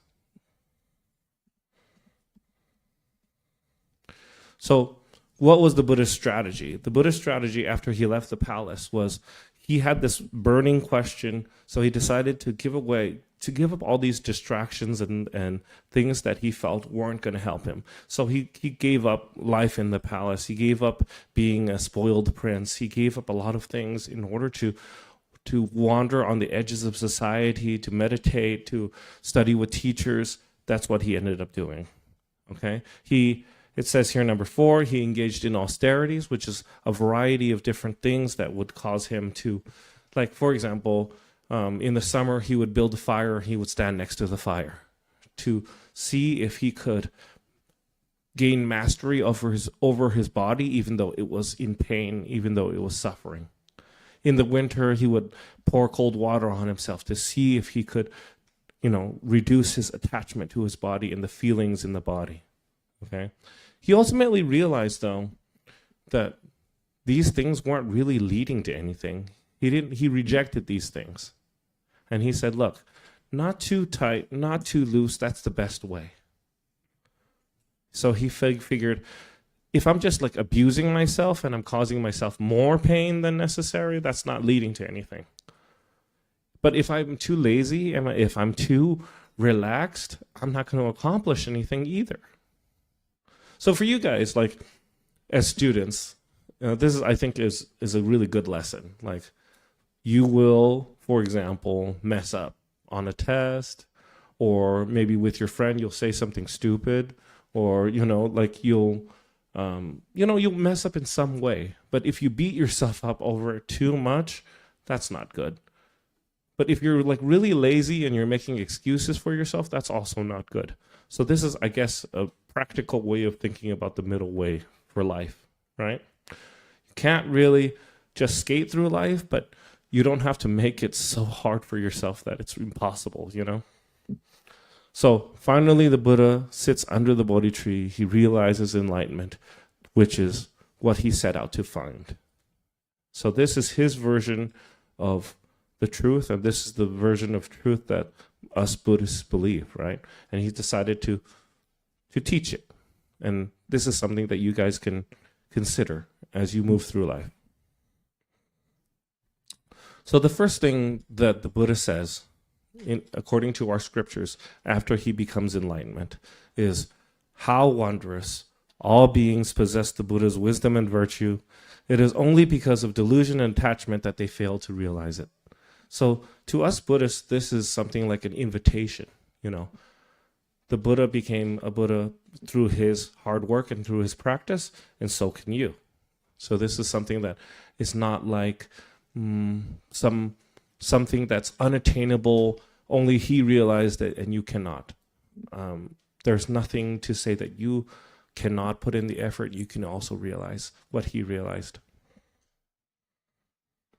So what exactly did he end up teaching to people as they came to him to ask questions, as they came to him to ask him how to practice? He basically said that, and started teaching that life is suffering. So what does this mean? Like, this could be taken as a very pessimistic statement, a very depressing kind of statement, like someone who's always looking at the negative view of things. But what does the Buddha mean by this? He says, what this means is that, like, in our lives, we're always like dissatisfied with things. It's really, really hard to feel ultimately satisfied with any particular thing. So for example, if you guys earn $1 million, someone gives you $1 million, right? Does that mean tomorrow you won't want any more money? If you have $1 million, that doesn't mean you won't want $2 million tomorrow, right? If you eat like the world's best food today, does that mean you'll never need to eat again tomorrow? So this idea that our lives are full of like, I want more, and I'm never really ultimately satisfied, is what the Buddha is talking about when he's talking about suffering. It's dissatisfaction. So dissatisfaction creates suffering. But you can flip this around and you can talk about, like, there's a positive side to this. If you realize that, like, life is suffering and life is hard, you can also use that as kind of a motivation to want to do things better so that you suffer less, so that other people suffer less, right? So there is a positive way of looking at it. There's also a negative way of looking at it. So the Buddha identifies that there is causes to suffering, that there are causes, and that these causes are primarily delusion and selfishness. This idea that I want, I'm a particular way. I only like this kind of food. I only like this kind of clothes. I, want other people to like me. I don't like them to criticize me. I want them to always respect me. See, this sense of I is always going to cause us trouble, right? If it's so limited, if it's so small. So he proposes that, okay, since suffering, there is a cause, there must be an end to it.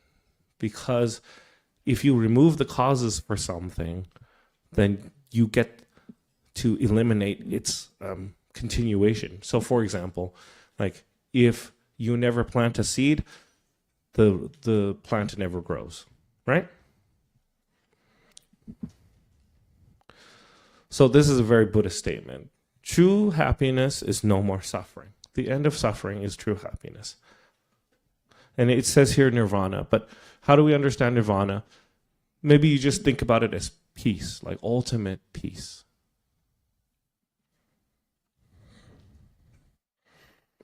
True happiness is going beyond the self and selfishness. So he proposes like, okay, so now there is a cause, now there is a possibility to the end of suffering, and then now is, what is the way to the end of suffering? He says, it's the Eightfold Path.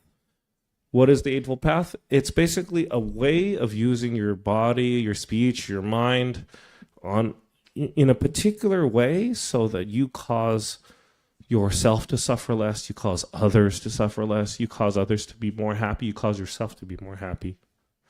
But in particular, the 8 are right view, right intention, speech, action, livelihood, effort, mindfulness, and concentration. Okay, so now we're going to transition to doing something a little bit different. Each of you got a tangerine, yes, right in front of you? I hope none of you ate it or touched it yet. Did anybody eat it? Good. Very good. So what I want you guys to do is just put everything down. Put everything down. There's no need to write any more notes. Put your hands on your lap. Put your feet on the floor. I'm going to just close your eyes. Just relax. Don't fall asleep, but just relax, okay? Anything that you were anxious about, worried about, anything that you were thinking about, just let it go. Just let it go. You can think about it later. Just relax. So I'll give you instructions on how to go through this and just follow me, okay?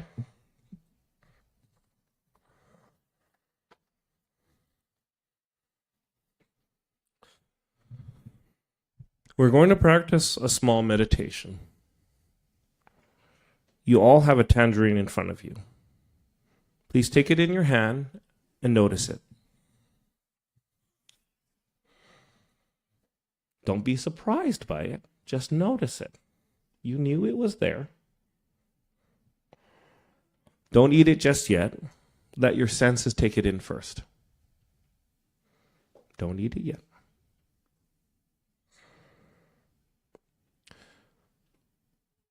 Take a few breaths so that you can focus just on this moment and on this tangerine. Let everything else go.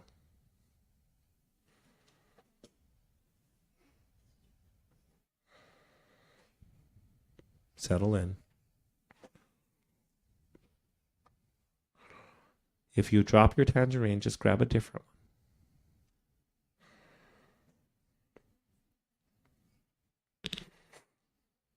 See if you can see everything in the universe inside your tangerine. The trees, water, sunshine, air, the people who harvested it, sold it, everything.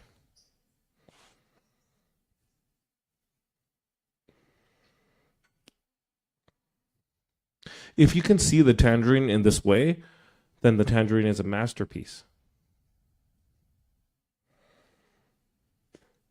Everything in the cosmos, including clouds and sunshine and rain and minerals And time and space have come together in order to manifest the wonder that you call a tangerine.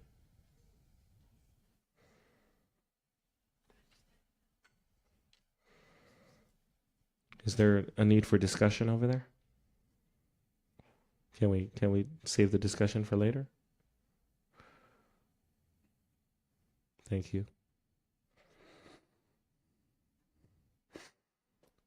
When you look at the tangerine like that, you are there in body and mind, united. You are free. You are not running away. You are not running around. And you are not asleep.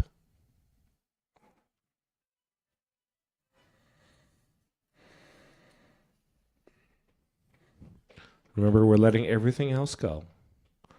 We're focusing on the tangerine. So it doesn't matter how many cell phones ring.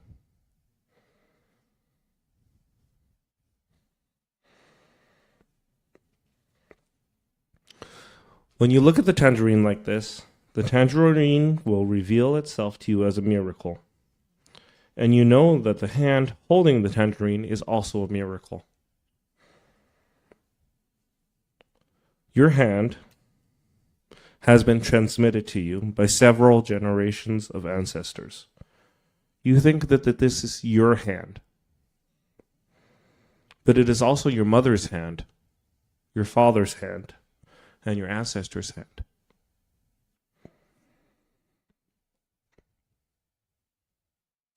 In it, you can see the hands of your children and grandchildren, even though they're not born yet.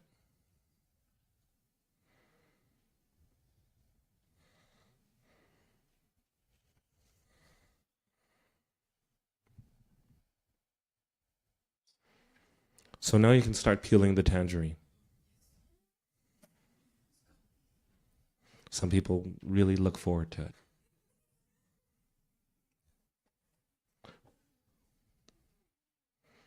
Does anybody need help with the tangerine?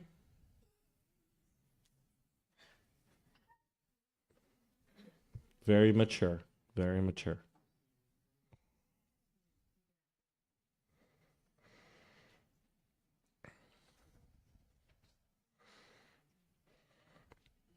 As you peel, notice the fragrance. Does the air smell like tangerines now? Do you enjoy it? Are you noticing it?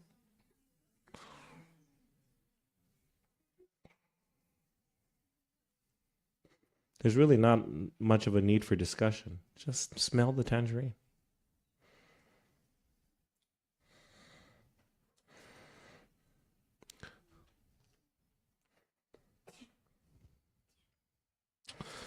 Now, when you open the tangerine, you can start eating it.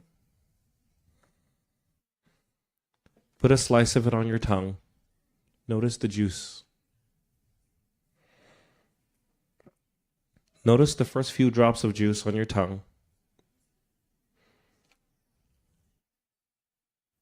Is it sour? Is it sweet? Is it a mixture of both?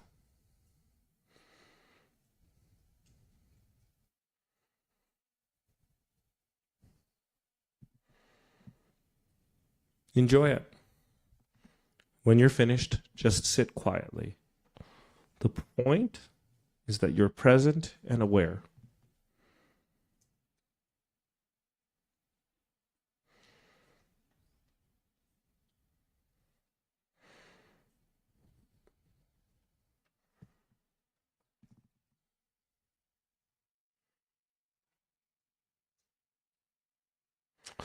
See, if you eat your tangerine in forgetfulness, in sorrow, in anger, in fear, in anxiety, the tangerine is not present for you because you are not there for the tangerine. In order for the tangerine to be there, you have to be there first.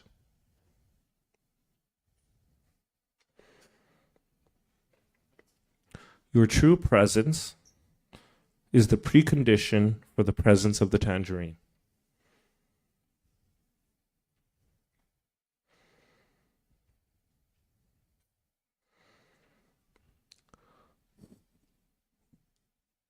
How do we know this?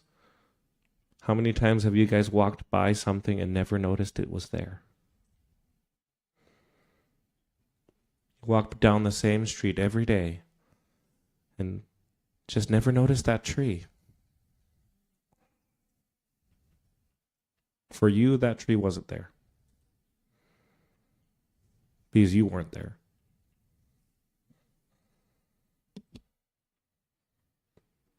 If you are capable of eating a tangerine like this, then you can be peaceful within yourself and you can be peaceful in the world.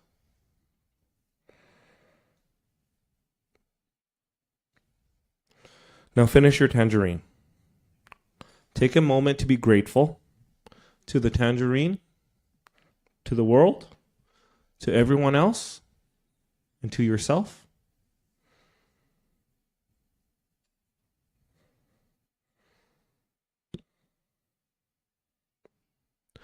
This has been about eating a tangerine with awareness and mindfulness. But lastly, take a moment to reflect on how many other ordinary things you can do in your life with awareness and mindfulness.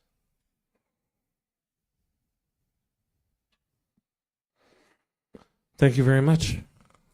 This exercise was adapted from a teaching by the Vietnamese Zen master, Venerable Thich Nhat Hanh. I hope you guys enjoyed it. So that concludes my portion of this presentation. Roy will be taking over the next portion. Okay. At the end of the tables, there are wipes. So if you want to wipe your hands after eating the tangerine, you can do that. Thank you very much.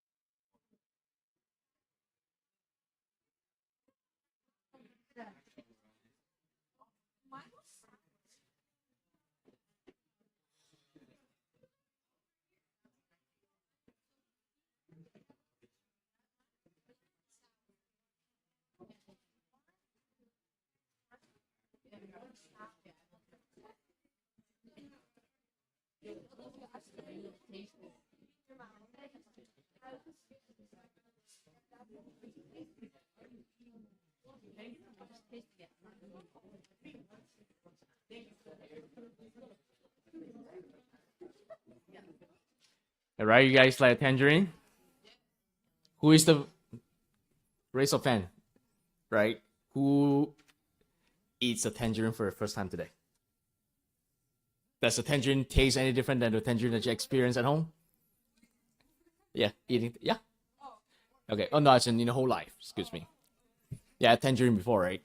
So, any difference in appreciating this tangerine versus the one those that you had at home? Taste different? I see some yes, some no, right? So, this practice you heard Alex mention, right? It's an adaptation from one of the Zen master, right? So there are obviously many ways to practice meditation. It is just an example for using a tangerine to do that. The primary objective is to be able to focus, right? And the society is moving at warp speed. So raise of hand, who eats lunch or dinner while swapping their smartphone? Responding to Snapchat, IG, Facebook, everyone does that, right? You probably doesn't remember what you had last night because you're so engrossed in answering to IG or Snapchat and all that, right? So, I see giggling, laughing. So, those guys are, yeah, I do that all the time. The first thing that I do when I wake up in the morning is to reach for my phone. Who does that? Me too. I have to turn off the alarm. That's why I reach out for my smartphone. That's the only reason why. So, society is moving at warp speed, right? Our minds are getting distracted, When was the last time that you sit down for a good hour or two reading a book? Not many of you. For those that raise hand, applaud that, right? So, reading book is a form of concentration because you're appreciating what the book brings to you in that moment in time. So it's all about living, having your focus in that moment in time. And through this simple exercise too, it reveals a few key concepts that we will also be discussing in the future slides. So Alex mentioned, it takes a lot of conditions for you guys to be able to experience and enjoy a tangerine, right? What makes a tangerine? Is it the seed that makes a tangerine? What makes a tangerine? So what? Yes. The taste, right? What are the conditions that develop and transform into a tangerine? How do you get tangerine? Yes.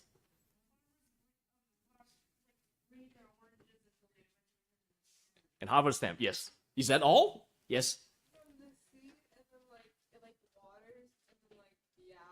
Okay, the seed, water, and the egg, right? How about sunlight? How about fertilizers? How about asteroids crash on the earth, creates what? Fertilizers, the conditions. So the point is, the fact that you're able to enjoy a tangerine, happen only because many factors come together. Do you agree? If you look at it from that standpoint, which is why Alex brought the whole group through the exercise, right? You get to appreciate all the different conditions going into, the fact that you're enjoying tangerine now, right? So multiple conditions exist, for you to experience an outcome. It's one of the key concepts, right? And another thing, tangerine 5 minutes ago is a tangerine. What is a tangerine now in front of you? Food. Appeal, right? Food in the body, right? It's probably halfway down your tummy, right? And then what happens to the tangerine that just had in a week or two time? Digested, out somewhere, and the peels probably went into some compost, right? Fertilizers. Compost, yep, correct. So a tangerine, is always changing. Even if you don't touch it, decompose and it becomes, compost, fertilizers and all that. So another concept that we're talking about is, impermanence, which is what Buddha realized and taught subsequently, right? We talk about impermanence. Things are always changing. Things are always changing. Things that you see today is never going to be the things that you see tomorrow. The same coffee that you drink today, same seed and all that, would taste different tomorrow, even though it can come from the same machine. So things are always changing. They can change for the better, they can change for the worse, right? But things are always changing. So that's one thing that Buddha realized and thought. Okay? So can you be happy eating a chocolate ice cream forever? Okay, you may like the first tub that I gave you, right? Small little Haagen-Dazs chocolate ice cream. You say, it's out of the world, right? You enjoyed it. If I ask you to say, have a second tub, would you be happy? Same thing. Have a third tub. Have the 10th tub. You'd be running away if I ask you to have the 20th tub, right? So the same thing that brings you happiness at the instant moment is always changing as an effect. So nothing is forever. The happiness, yes. Same thing. If I give you a glass of water when you're thirsty, you will probably be, oh, that's what I need. If I ask you to drink a gallon of water, how would you feel? Yep. If I ask you to drink 5 gallons of water, how would you feel? How do I just drink 10 gallons of water? How would you feel? You 70% water, so am I committing cannibalism? Yep. So, the thing that we're trying to say is, the moment of experience, the happiness and all that, it came from the same thing. It doesn't stay constant. It changes all the time, right? Use ice cream example, water is an example, right? So things are always changing. So then nothing stays the same. Nothing is permanent. It's one of the core principles that Buddha realized. We are always changing. The you today is different than the you yesterday. You may not realize, but it's different because you learn different things yesterday from your class. So which means that you have gained a little bit of knowledge. So the self you today is different than yesterday. You might have grown a millimeter taller without you realizing and all that. Buddha also realized that this life is not the only life that we live and experience. Where were we prior to birth in this life? So one thing he realized, there's past life and there are future lives, right? And everyone goes through a cycle, which Buddha realized, right? He saw age, he saw illnesses, he saw death, he witnessed death, right? So if you imagine life as a coin, the moment that you're born, which is on one side of the coin, on the other side of the coin, is illnesses, sicknesses, age, and death. So nothing escapes all these elements. They come as a package. And we live past life, current lives, and future lives. And the way he qualifies it is, there are different forms of life that everyone will go through, right? That in fact, there are 6 realms. So there's a question that your classmate asked, is Buddha a god? And the answer is no, Buddha is not a god, right? But Buddha, admit and recognize that there are gods in the space, right? It's one of the realms. So God is one of the realms. Demigod is, the second realm that he say, would all the forms be transforming into? And we are in the human realms, right, in the order. And then next would be animals, right? Your pets, cats, dogs, chicken, cows, animal realms. So they have conscience. They feel, they're fearful, they're happy. Animals have feelings too, right?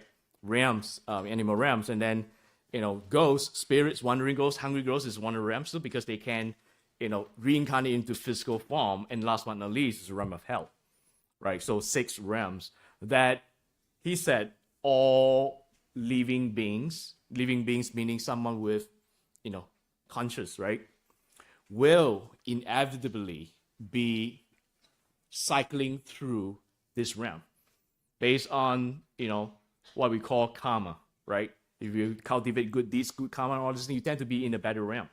Like the gods, like humans is also a good thing because, animals, spirits and hell is definitely, the lower level realms that we do not want to exist. But all conscious get recycled into, either of these realms. Previous life, current life, future lives, never ending, right? So that is reincarnation. And the way to end this so-called suffering in this recycling of the realms is through practice of Buddhism. And that's why you guys get to learn about the term nirvana, right? Nirvana means, you really don't have to exist in these realms at all. Another key concept that he realized and taught is interdependence or condition arising, which we discuss about. So things that you experience, could be the food that you eat, could be the people that you meet, could be the experiences from the interactions of you and the matter and living conditions and all that. Those things exist because there's a reason behind it. There's conditions behind those, correct? And understanding that everything is interdependent would allow you to be able to control, the outcome that has not happened yet. For instance, cooking rice. Give me an example. If you give a pot, water, rice, cooking rice, right? All the changes that you make influence how the rice will become. Yes, no? Can you cook rice in half the time by doubling the heat? No, right? So that based on the different conditions that change, it actually impacts the outcome. So that is the genesis of what Buddha realized. Everything, the multiple factors that affect outcome. If you can understand, realize, you can start to influence some of those conditions so that way the outcome could trend in the direction that you want it to trend, which we get to practice later on in some of the breakout sessions, okay? And then last but not least, there's no fixed, unchanging self, only one that is constantly changing, evolving that I mentioned earlier. The self you are today, all right, the moment that you walk into Amida society will be different than the self who is going to leave here, because you have gained a little bit of knowledge about Buddhism that hopefully you can get to apply in your real life situations, right? So kind of, the key doctrine to understanding, explaining everything that you feel, you see, you touch, you meet, comes from the understanding of condition arising. So Buddha's chief disciple, Sariputta, he summarized it in a short sentence like this: whoever that sees and understand condition arising would understand or see Buddha's Dharma, which is Buddha's teaching, because that is central to the entire Buddhism from that standpoint. And what is the principle of conditionality? So it says that mental and physical state, all things, so to speak, they arise and exist due to the presence of certain conditions.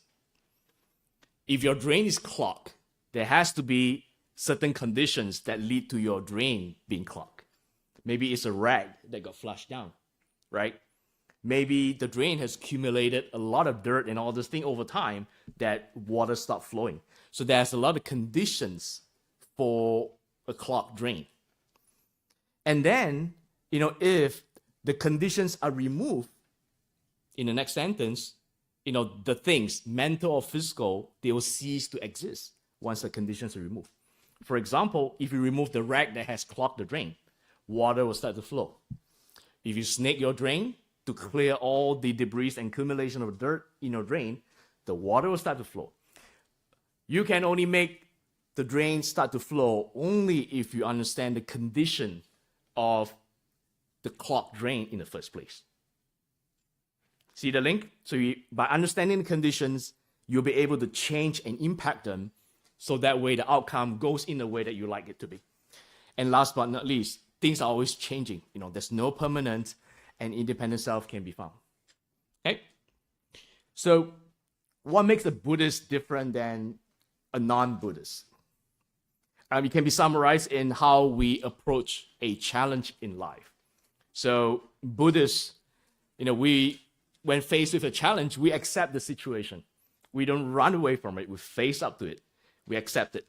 We face up to it. And then we settle our mind, right, through practice of awareness and mindfulness, right? And then we start to apply some of the principles that Buddha has taught us in order to impact the outcome or influence the outcome. How do we do that? We create conditions to resolve and mitigate the challenge on hand. Like I mentioned, using the clogged drain as an example.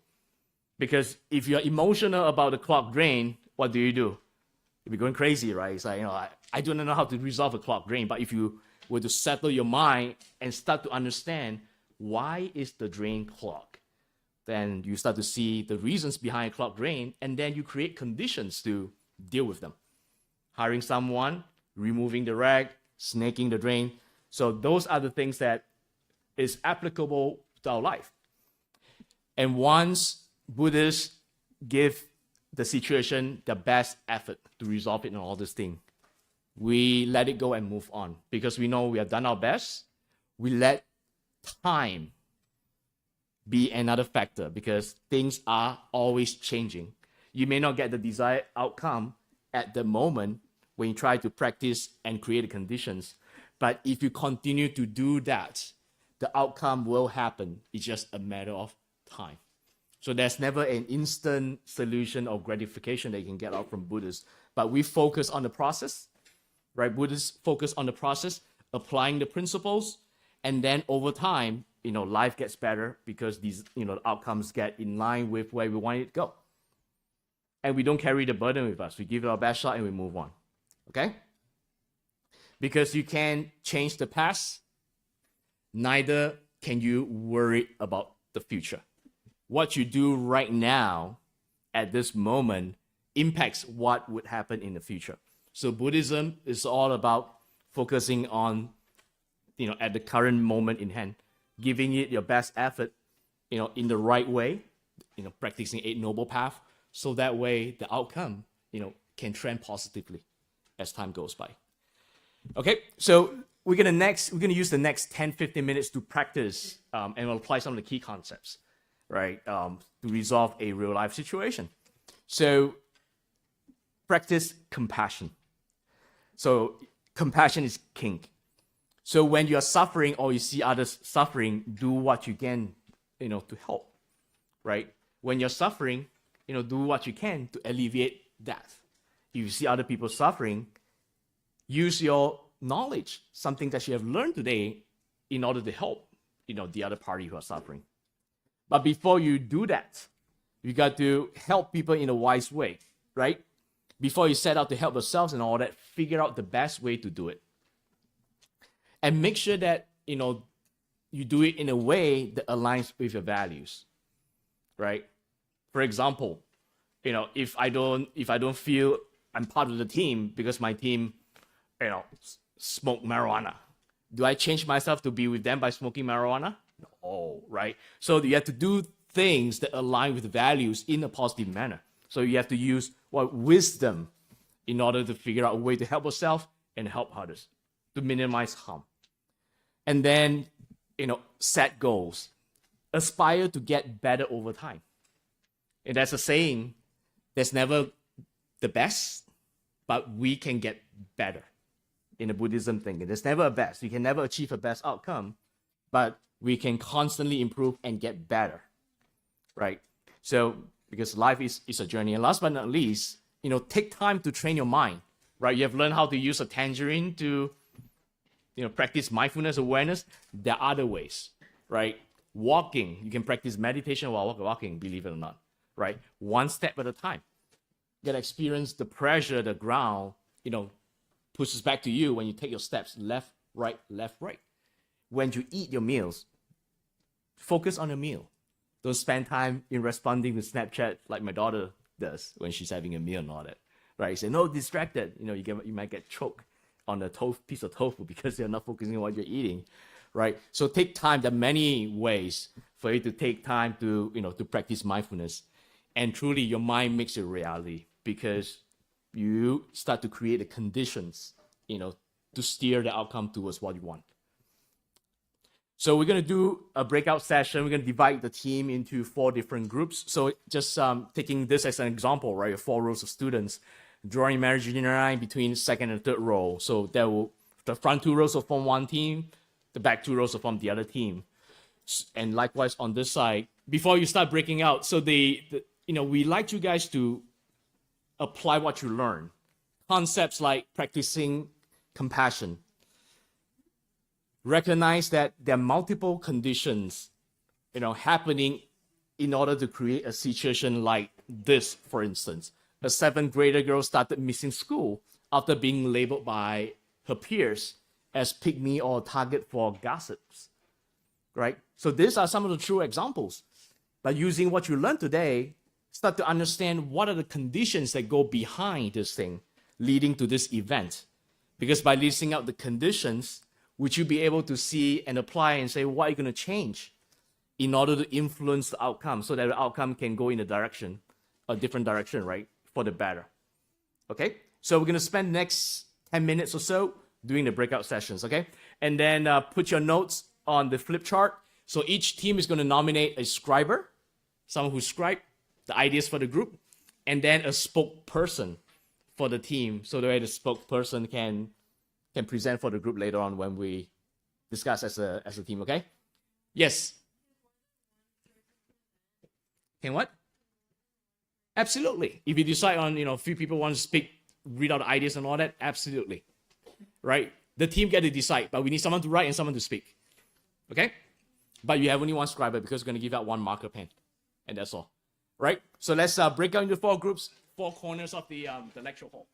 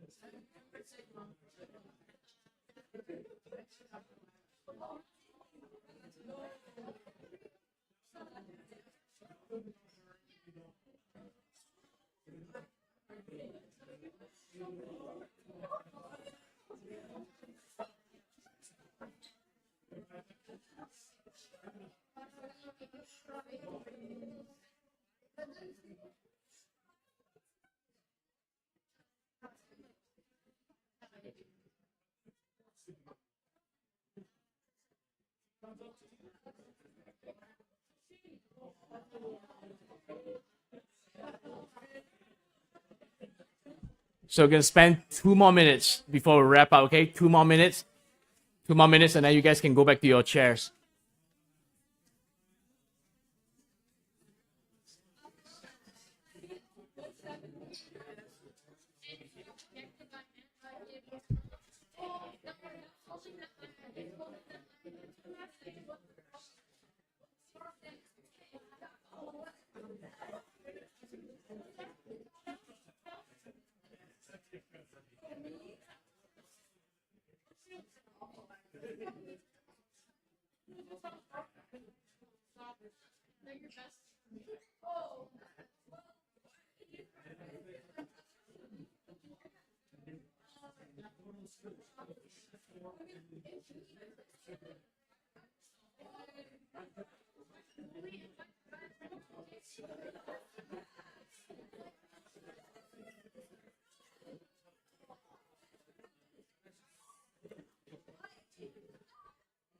So I see a lot of Lees on the flip chart. So time to kind of get back to your places.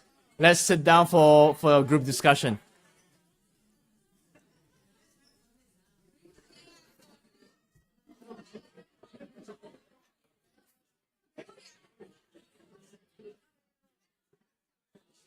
All right, let's get back to your spots. Let's get back to your spots.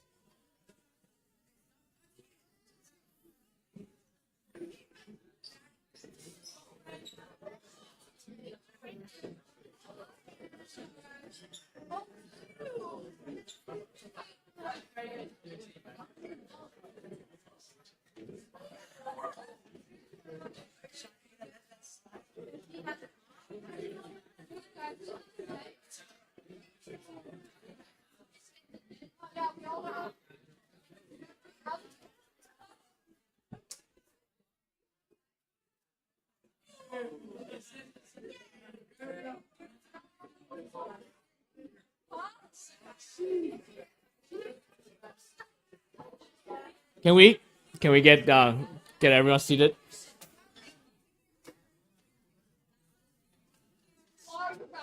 Group 3.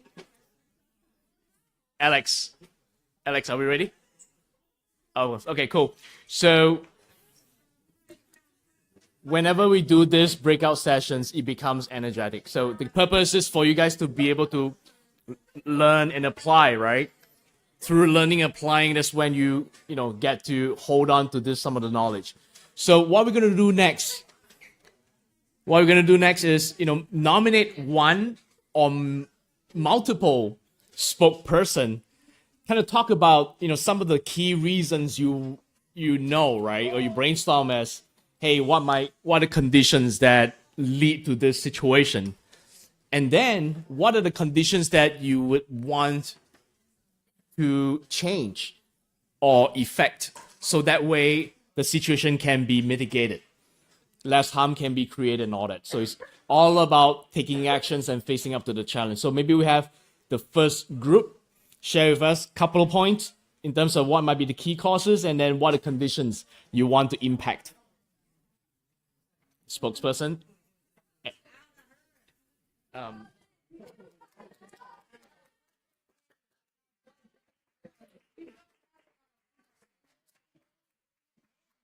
You can say that spot.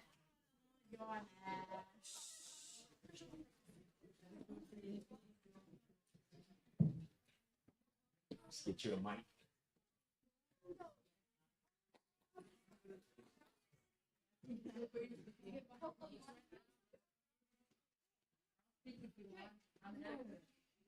Right, let's go.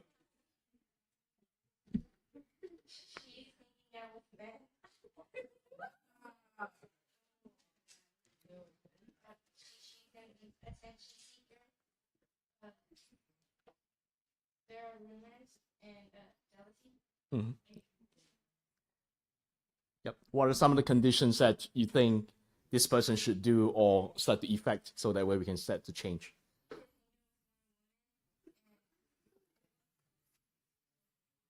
And be more humble. More humble? And be more loyal to her friends.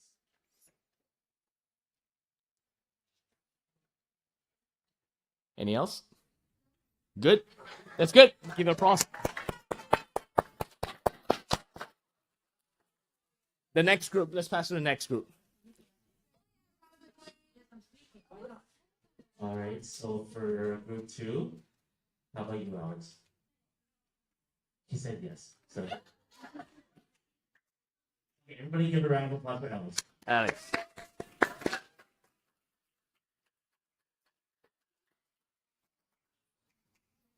The cause is said something wrong, and actions that upset somebody, and bad attitude. Okay.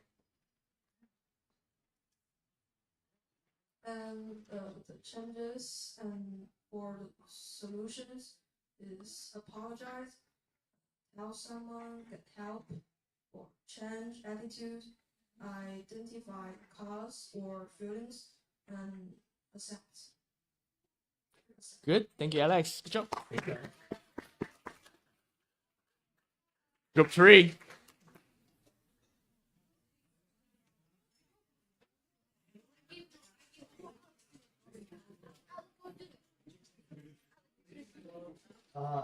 My name is Halen.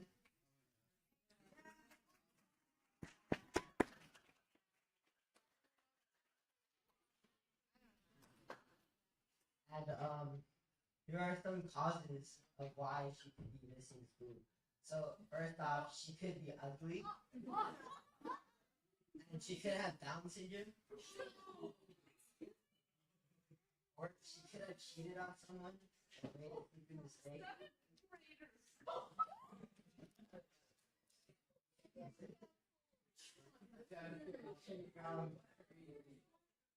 So here are some solutions. You can like comfort her by giving her like something. Mm-hmm. You can help her cope by giving her a gift or a pat on the back. Or you can just like compliment her. Yes.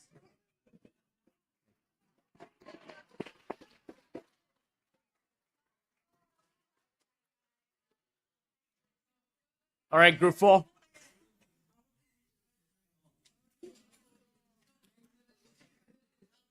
Before I actually start, I think you have noticed that I can't read this.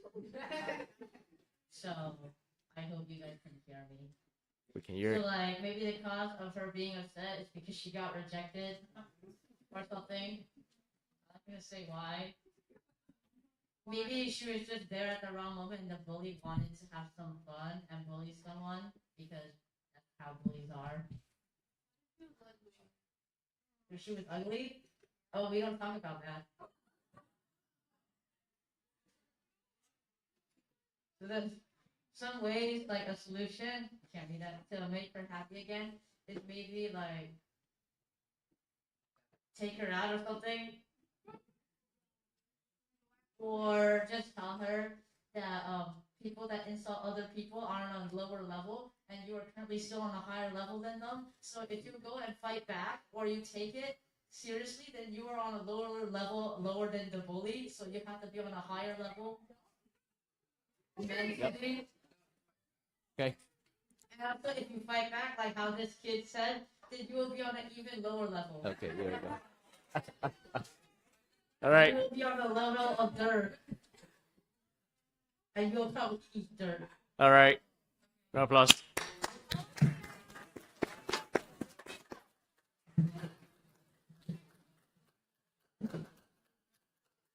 Okay. So, I hope that you guys from this experience, right, can recognize that, if we are not mindful of our action, right, we would definitely cause hurtful feelings either through our speech and or our action. Just imagine a world if everyone were to come through and learn about some of these concepts, right? Learn about compassion and all that, right? Do you think this problem will exist? Probably not, low probability that will happen, right? So the key tenet is, as Buddhists or someone who gets to understand the principle of Buddhism is we got to be very mindful of our speech and action so that way we don't cause hurt or harm to, sentient beings, right? Sentient being could be, people around us, human beings, and also, animals and all that too. Through that, through this action, if we can stop creating a lot of these conditions where you cause harm and all this thing, you realize that this person will get further and further away from trouble, from problems and all that. So that is how we can actually improve as a human being for the society and all that, right? Buddhism is like, if everyone can follow the same principles, we got to do that. Another thing that I want you guys to recognize is, if you are faced with a challenge, face up to it, right? Kind of go back to the previous slide, right? Face up to it and start to make changes and adjustment, versus not doing anything. If you don't do anything, would things change? They will change, but they may not, because nothing is permanent, right? It will change, but it may not change in the way that you want it to be. So, you have the ability to influence, the outcome. So, you have some influence over your destiny because things hasn't happened yet. So focus on the current moment, do the right things, be aware of speech and actions and all that, and the outcome will be more favorable than the other way around. So that is kind of the key tenets. All right. So we don't have a lot of time for Q&A, but just maybe we can take 3 questions max before you guys head back to the school. Yep. Can we do that? She raised her hand first. Okay, good question. When you die,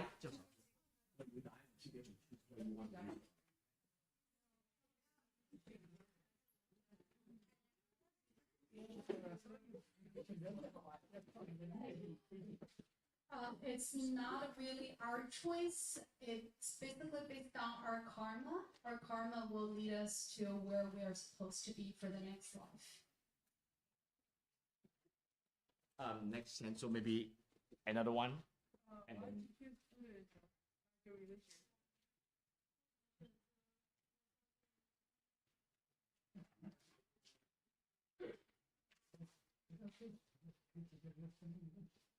Because Buddhism is the best one that it solves the problem of the cyclic existence of life and death.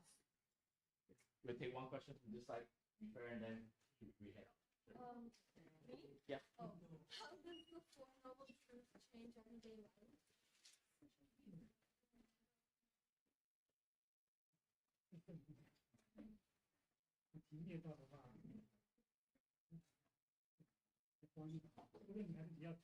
This is a professional question. Good for you.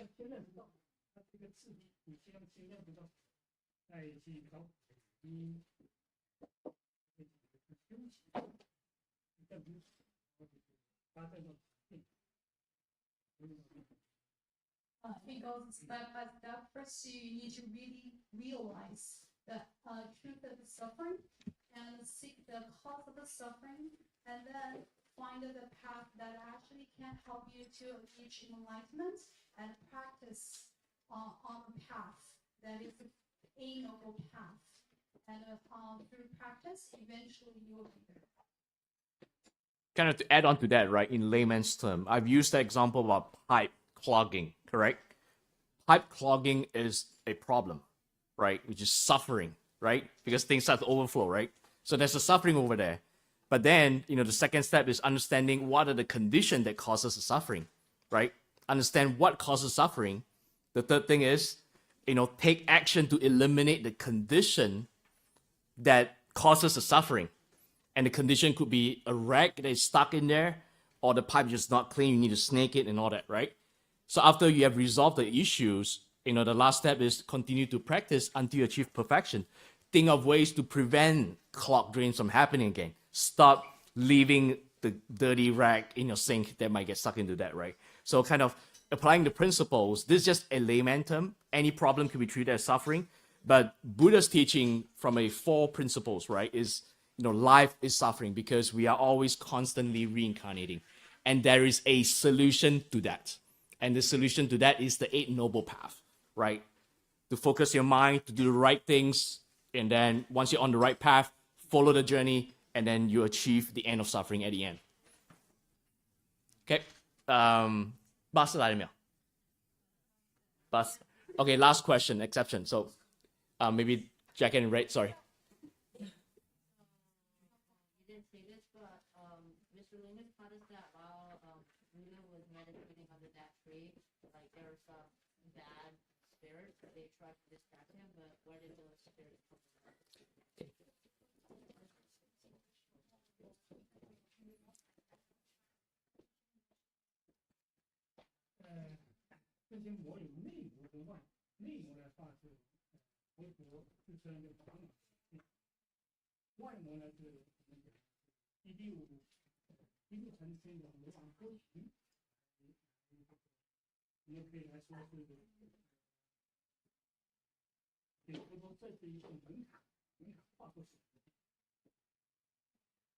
There are 2 kinds of bad spirits, aka Mara. One is the manifestation of the Buddha's internal afflictions. They're just manifested there. And the second level is the heavenly kings from the heaven, the 6th heaven realm, coming to give the obstacles and obstructions to the Buddha before he reaches the final enlightenment. That is also can be seen as an examination. Once Buddha passes that examination, he reaches the final enlightenment. Okay, cool. We welcome you guys to come to Amida Society anytime. If you have questions and all that, there are reference books available, like I mentioned when we visited the library. So there are many opportunities to interact if you have further questions. And thank you for being here with us today. I think the bus is right outside. Make sure that you collect your gifts on the way out. So just a token of thank you for you guys being here.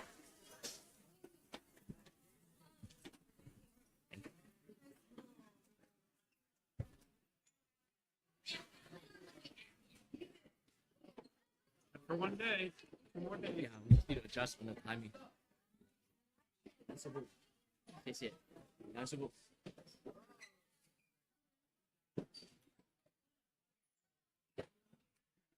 好。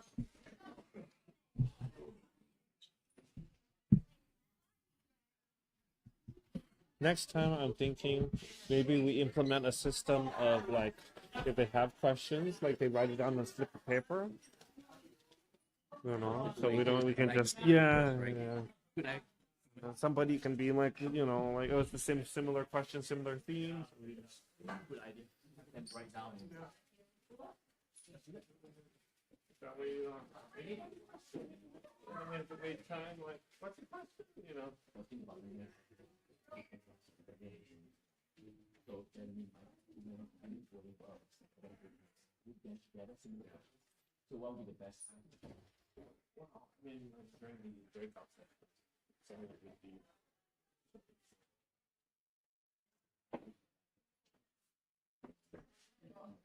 No, but one other volunteer. Have them write at the school, right? And bring for the day. bring for the day. So write it down on paper, collect them, and then we then collect them. So that way, I was waiting around for me to write writing the slips of paper.